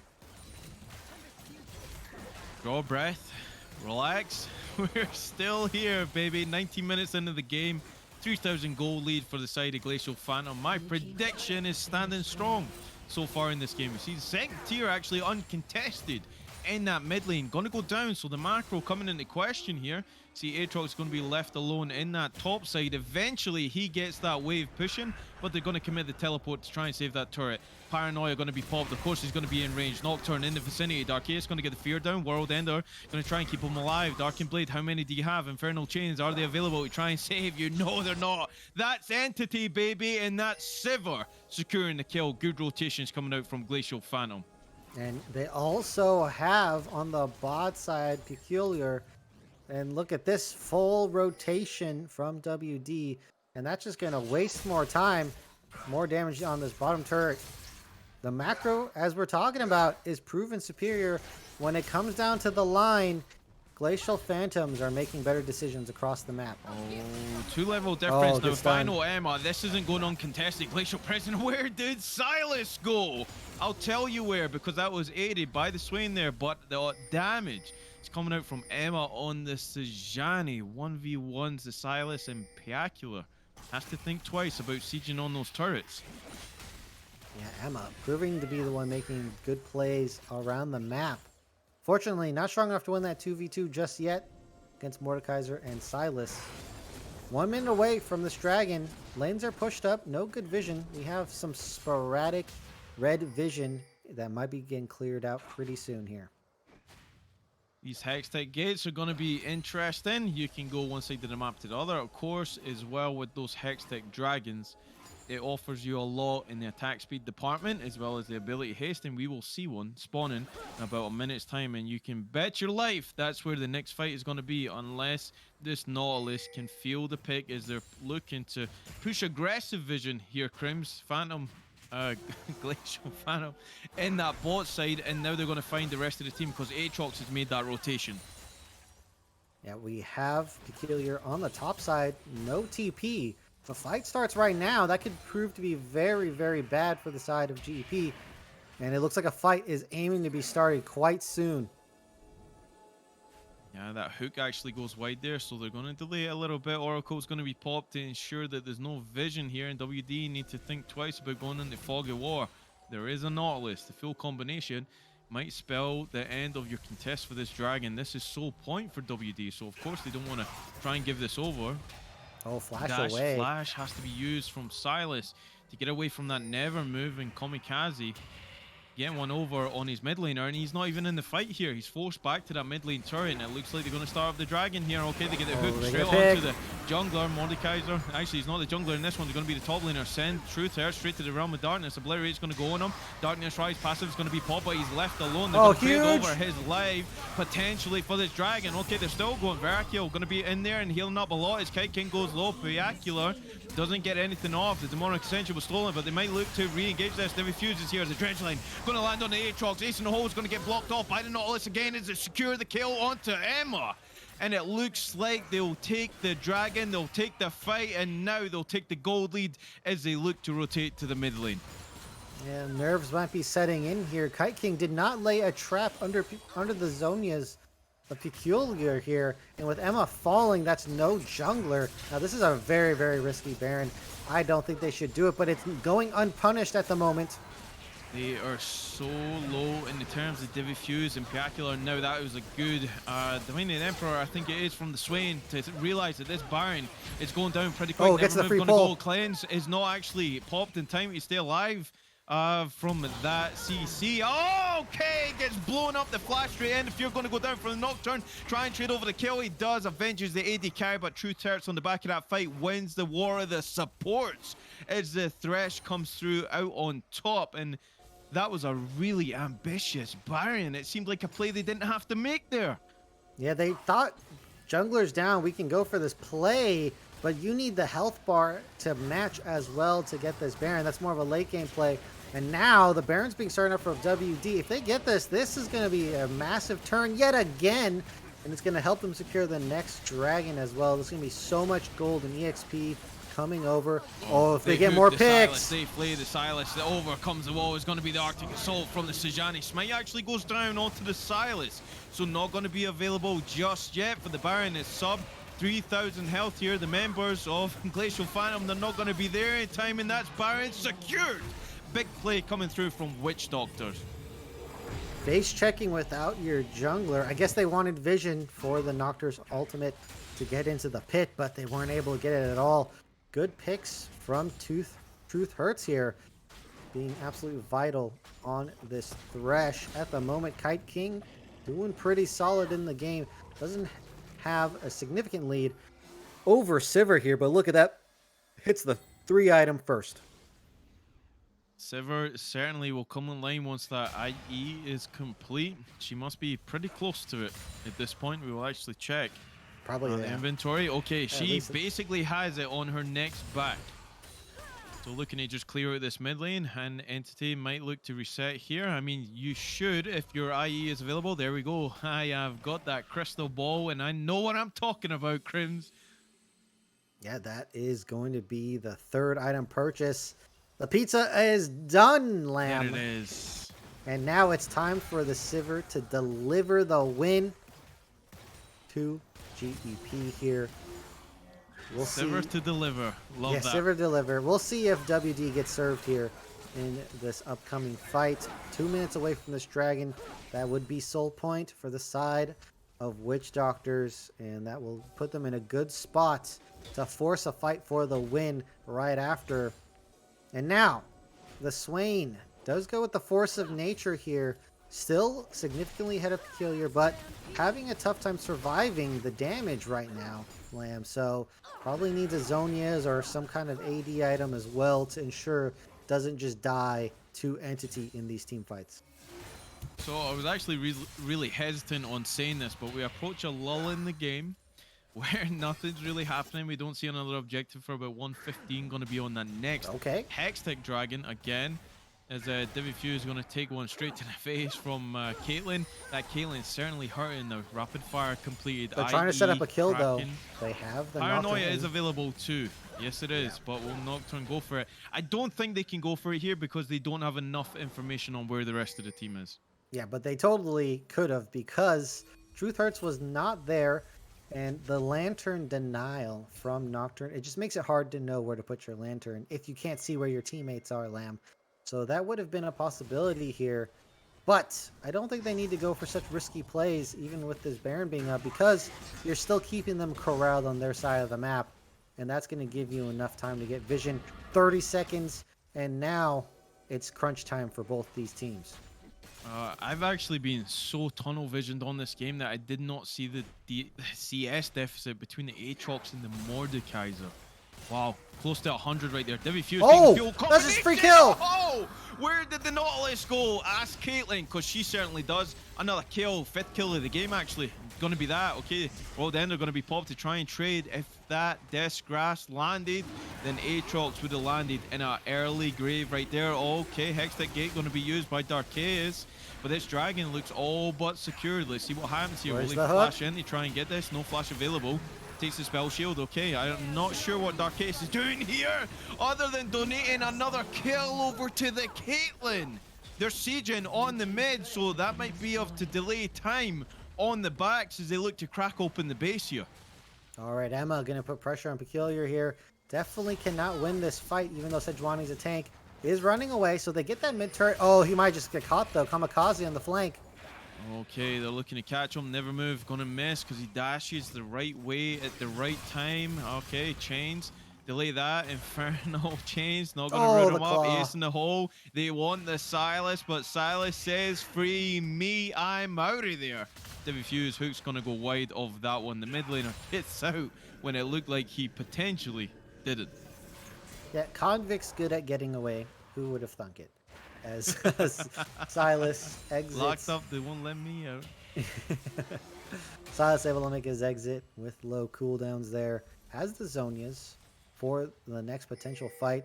And that's really what Kamikaze's kind of lacking at the moment. Has the heal cut. So look, going to be able to heal cut on almost every member in the fight. That's a free hook, but you don't get anything for it. Truth as, well, Baron coming up, but I find it difficult, Lamb, to see any team having a significant foothold on Baron. Yep, they will certainly try to push that vision, but of course Glacial Phantom is first to that side of the map right now. You can see the Nocturne hovering up there. You want to keep your jungler in that vicinity. Teleport is available onto Kite and Menace, and we've seen these death brushes so many times in this series, Crims, and they're really paying off for these teams. The picks that they can get just by being so patient, but ultimately they give up a lot in terms of doing this. So will we see that pick potential again? They certainly have it with the Sejuani, and it looks like Silas, okay, he's starting his back here, and they will not look for that mid laner. It is interesting that Fuse did go down, even though they had the vision over the dragon. So if that is another pickup for either team here, just getting on the outskirts right before an objective, get that pick.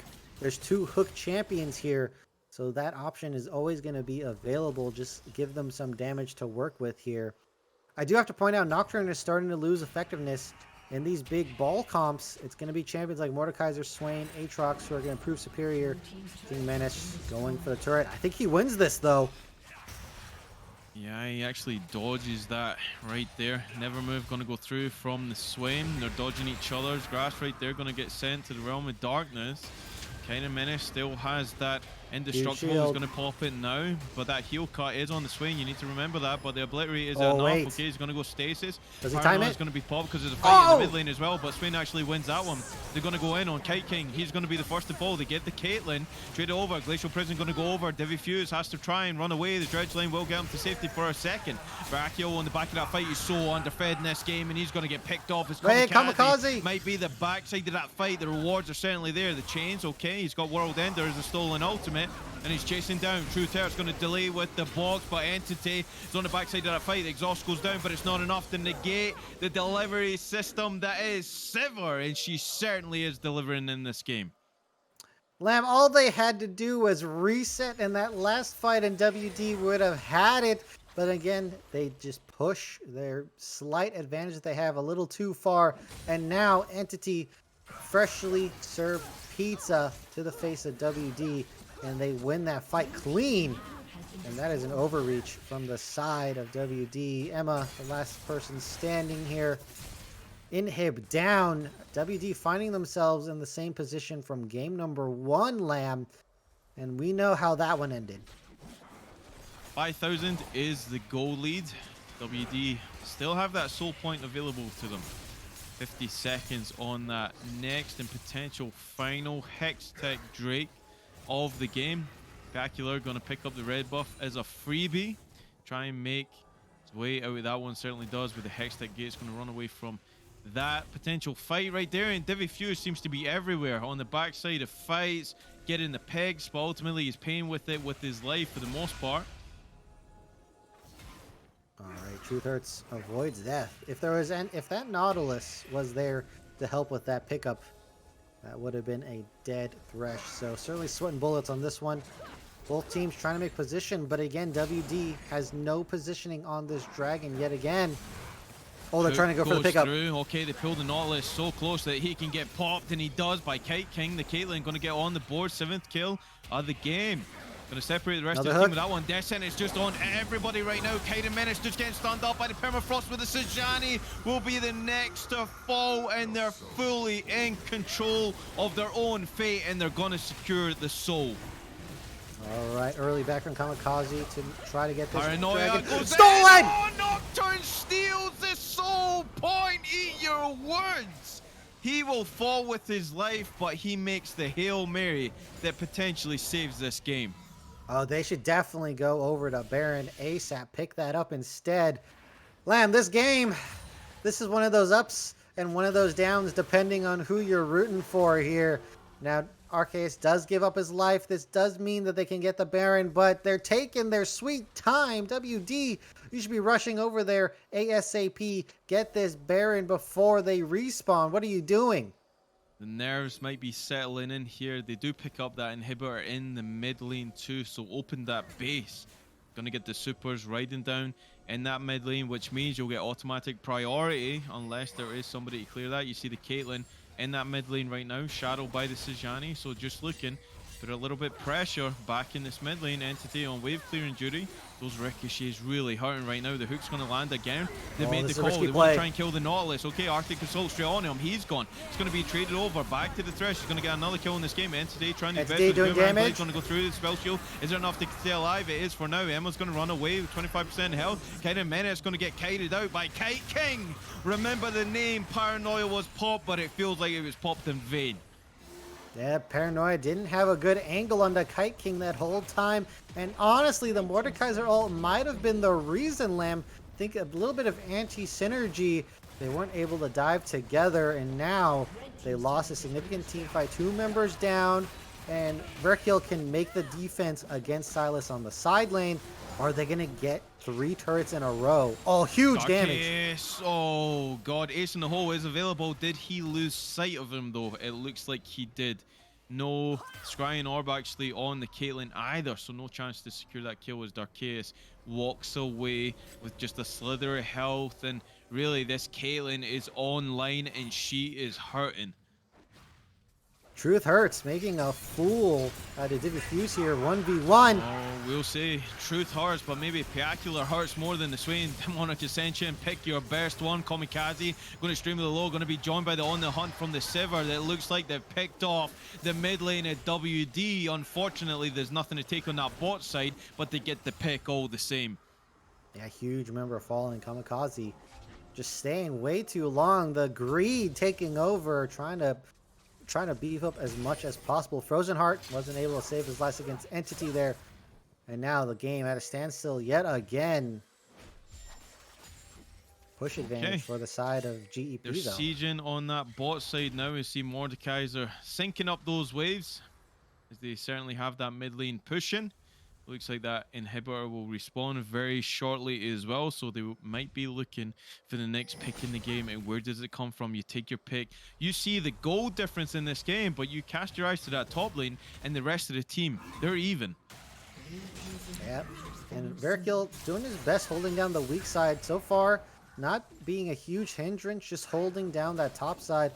This is going to be a siege on the bottom, but the minion's going to be cleared out. And Diffuse, I'd be worried if I were you. You've been hooked many, many times and been insta-killed. Need to be very careful now. Kaiden Menace just so relentless with this push in that top side. They don't have Baron, so it's not a push that you cannot defend if these guys are trying to pull you apart as they are right now. They're still pursuing this bot lane here, and you see a 3-on-3 right now. So Emma is in the vicinity too. Paranoia is available from the Nocturne, so he can be down here in a pinch. So you have to say that, again, we're on a nice edge. Which way is it going to go? Kite King full build versus Entity, still waiting on one more item. So this advantage is going to start dropping. Here we go. Emma's forcing here. Okay, they're trying to get on a Pacular. They're going to get the Glacial Prison onto him. Paranoia is going to be popper. They're going to go straight onto the jungler. Sejan's going to be the first to fall on the backside of that fight. Look at the ricochets. Look at the crits coming through. Flash forward from the Sivir. Entity is just a machine. The Sivir repaying the favor, delivering that pizza, baby, and it tastes so good on the side of Glacial Phantom. See that duel in the top side. Kaiden Menace going to try and put Veracchio exactly where the rest of his team remains right now. He's going to go on a cooldown, and the base is wide open, and Silas might be looking to try and crack one of these inhibitors. Okay, Caitlyn does a lot of damage. You have to respect goes that. wide. Pill over Peacemaker goes wide. That one going to get pulled back by the Mordekaiser. Ace and O is going to be stolen from the Caitlyn onto the Silas, but it looks like they're just trying to crack open the base, and again they're giving them nothing to play with here, Crims. WD, huge mistake. They fight without their strong AD carry. and Entity's able to take it over. And now, again, Lamb 3 and 3 Dragons. It's happening 2 games in a row. This is another flip that goes in the favor of Glacial Phantoms. And now with this momentum, they might have just put WD to rest. Third Hex Tech as well. Again, these Hex Techs, that's 27 ability haste, 9% attack speed per stack of that as well. It's going to be mirrored, and it's going to feel so good on the side. Oh, that has a Desperation Sivir. Baron. Yeah, the Baron is going to be started up here, and it looks like they might be slow to the race here. They haven't reacted to it. The Nocturne's still doing Krugs, but they're doing Baron. All right, this is completely unwarded, no red anywhere, and they stealthily sneak that Baron. So the game's not over yet. With this, they can definitely stall out those 2 inhibs as well. Lamb, this game just got extended another 4 minutes, and the grind is coming to a halt, but not just yet. It's slowing down, but the game still keeps going on. We're 3 minutes away from ending where we did in game 2, and these games just get longer and longer. The stakes are high, and both of these teams recognize that this sentence is going to be sidestepped by the Mordecai's are there. And it has to be said as well that Truth Hurts on the Thresh, he's really stepping up to the plate. The picks that he has managed to get is really keeping them in the game. It also has the upgraded support item here, and that's very wise. This game's gone very long. That's a lot of bonus stats that you wouldn't normally get. And now from the side of GEP, do not make any dangerous overextending bush checks, because Truth Hurts and Kite King are there waiting for you to make that mistake. And you can see it. Look at this. Threshy's looking for those free picks while they're playing spread on the side of Glacial Phantoms here. You need to make sure not to fall prey to that again. 40-minute mark has been achieved. We are so thankful. Most certainly, WFU is going to eat the hook, eat a little bit of damage, but walk that one off as they're all on wave clearing duty. Full build for both of the AD carries in this game, and honestly, it's right there for the taking. The Sivir will have a little bit of the advantage because as soon as she starts going, those ricochets will certainly come to fruition. But the Caitlyn, not to be trifled with, full build and looking to just instantly delete anybody that walks up with her combination. Caitlyn does not have the AoE Sivir does, but let's not pull any punches. The Sivir range is not enough to match the Caitlyn here. Alt's going to be burned. They're trying to go for a pick. Nothing's up. Glacial Prison's going to land. Paranoia is going to go down because they're going to collapse on the top side. Okay, they're going to the Aatrox. That's not a guy you need to worry about, but they might be able to pick up the kill here. World Ender going to drop. Depth Charge going to drop onto that as well. Entity They're going on for the the Nexus finish. turret number 1 here. Okay, Entity's on the Nexus turret number 2. They might be able to force this. Demonic Ascension is going to go in the rest of the team. Everfrost's going to whiff. TP's going to come in because they want to join this, try and win the damn game here. Caitlyn. Oh, It's low. King's doing so much damage. The Nexus is so low. And it's Oh, the gonna be resurrect. final Does he get it? hit. No! Cage does not No! get it, but a quadra kill comes through for Kite King. I need to check the HP on the Nexus. It was sub 100, Lamb. It was so close, and with the revive, you thought Arcase was gonna get it, but Kite King comes in, finishes off quadra kill at the end. I don't think it's the end of this game, though, Lamb. There's too many defenses left up. But that was by the thinnest margins.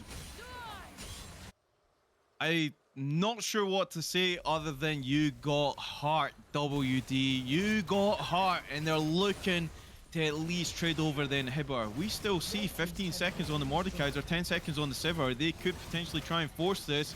We will see. Are they going to try and tank? They're going to drop the vision. Okay, they're positioning, but the death timers are not long enough. So yet again, this game is going to delay. We see less than a minute on the Dragon's soul. And now they do have an inhibitor taken down. The problem is it's 2 versus 1 here, 45 seconds. And anyone could just walk up to this Nexus and finish the game just like game number 2. And I'm sure Kiting Menace is aiming to do just that. That's going to make it really hard to get decent position on this Dragon. And that just might be the soul. Glacial Phantom seem so in control of this game until you walk into the same lane as Kite King. The Caitlyn doing so much in this game to try and delay. You could say the bot lane duo done so much in this game to try and delay it and give them the best chance that they can win this game. But we're reaching that point. We're actually past game 2 now. 5 seconds on this Dragon Soul. Call it, Crims. Who wins it? WD, if they get position here, it's going to be close. Inhibs are up, Lamb. That's a huge boon for the side of WD. But they're piling down the mid lane. I don't think they're going to make it. If they get this kill, it's going to be easy. Paranoia going to go down. Demonic Stench are going to be popped from the Swain to try and deny the never ability that you might fall here. They're on the Dragon, but the Soul is not going to save you if the objectives fall. Okay, the Caitlyn is here, and Kite King's doing his best. Divvy Fuse going to go low, but they pick up the Swain. Okay, and today, Ace in the hole is not going to be blocked by the Spell Shield. They claim the Soul here. Mordekaiser going to delay the backs. Okay, going to 1v2 it. Well, then they're going to be popped by Veracule. Try and get something back, but Kaiden Menace, he does a lot of damage. The Darkness Rise passive just melting the Aatrox on the Emma now. Arctic Assault's going to be interrupted. These are 1 minute death timers here, Crims. If they get the Sejani, they could end the game. Let's see, Emma, Arctic Assault, is he going to be available? Flash forward, secured! Coming through from Dark Chaos, and they are looking to end it right here, right now. I can't believe it. They leave Emma. Truth Hurts wasn't there to save him with the lantern, and now it's 2v5. I don't know if a Hex Soul is going to be enough. Wait, Entity just drops! Deleted by the Caitlyn again. We'll drop a trap underneath that. Paranoia going to be popped to try and end the game. Darkhaeus gets a kill. No! It doesn't matter with the triple kill going over to the Caitlyn. They put up a defense, but ultimately the brute force was just too much. You can't cast a closer game than that, Lamb. Down to the wire again, but GEP makes better choices on the map, the better macro, despite the team fighting champions they have. Lamb, that was an absolute crazy game. I'm flabbergasted. I'm at a loss for words. So many crazy events. The laning going insane for the side of Kiting Menace. The team fights, Entity getting caught. Kite King trying to hold it down the whole game. Absolute banger of a match here. And this is just the first round. This is just the first round, Lamb. First round. What a staple for this league. If you're a Risen guy, this is what you want to see. And I know between me and Crims, we're Risen guys, baby. This is why we turn up. Especially yesterday, Matt. But look, these are the fine margins that these teams come in with it. And unfortunately, there has to be a winner, there has to be a loser. And in this case, my prediction stands tall here, Crims, for the first time. Glacial Phantom's going to walk away with that one. But do we have any final thoughts? I mean, that was a series that really spoke for itself. I don't think we could do it any more justice than the people on that rift tonight. Yeah, so I think that we should try to look for an interview here, pull someone in. I mean, just absolute crazy game. I'm sure there was some spaghetti, there was some nerves, there was some sweating going on. Unfortunately, I don't think we're going to be able to pull an interview. The games went very long here. But man, I would really have hoped to pull someone in with the nerves running high, the adrenaline coursing through the games. I mean, Lamb, we weren't even in the game, and we were just getting hyped here on the desk. Absolutely. I mean, the camera is pretty good here, but if you could see below, I am in a sweat pit right now. It's not attractive. It's not anything great, but look, let me tell you this. I mean, several people are saying it right now. This is Rampage, baby. There's a reason why it's called Rampage, and both of these teams, even though Witch Doctor lost the game, you guys certainly put on a show. Everybody was thoroughly entertained, and I mean, we were so on edge the whole series. And you guys represented the league as best as I've ever seen. So it's a full credit to both of you guys. Fortunately, again, there has to be one winner, there has to be a loser, and ultimately Glacial Phantom's going to walk on with the bracket. They're going to move on from this one, and commiserations are going to go out to Witch Doctor. So I want to put it to you, Crims, just before we finish up tonight. Glacial Phantom, how do you rate their chances of actually winning the whole thing? Because they pulled it back from situations that you just didn't think that they could. Yeah, they certainly have the drive and energy. They can turn a game back around on its head, but they could also give it away. So it's that chaos style here. They will make crazy plays, but they'll also int away. Any consistent team should be able to give us an interesting game here. It's It's going to be that consistency versus the raw energy and chaos of Glacial Phantoms. And yeah, that's just the name of the game for how they won. Well, that's a Saturday with Lamb and Crims at the desk. I guess that's what we have to say. Look, we are gonna move on. Again, commiserations go to Witch Doctor. What a series, you guys. You guys really pulled everything out and left nothing but the best on the rift for both of you guys. And Glacial Phantom, they're going to move on. I look forward to seeing how you guys do, especially after the performance tonight. But we have to call it here tonight. It's been thoroughly entertaining. A 3 series and a best of 3. It does not get better than that, ladies and gentlemen. And if you don't want to miss anything else, then you need to stick around for a Saturday. Rampage certainly given everything that it can give, and you will see me and Crimps here every single time that it does. So it's going to be a good night from me. It's going to be a good night from Crims. We're going to thank the production, Panda Boat, my boy, pulling out all the stops. Very smooth night. We appreciate your time, and we can't wait to work with you again. So again, guys, it's a good night from us. Have a good one.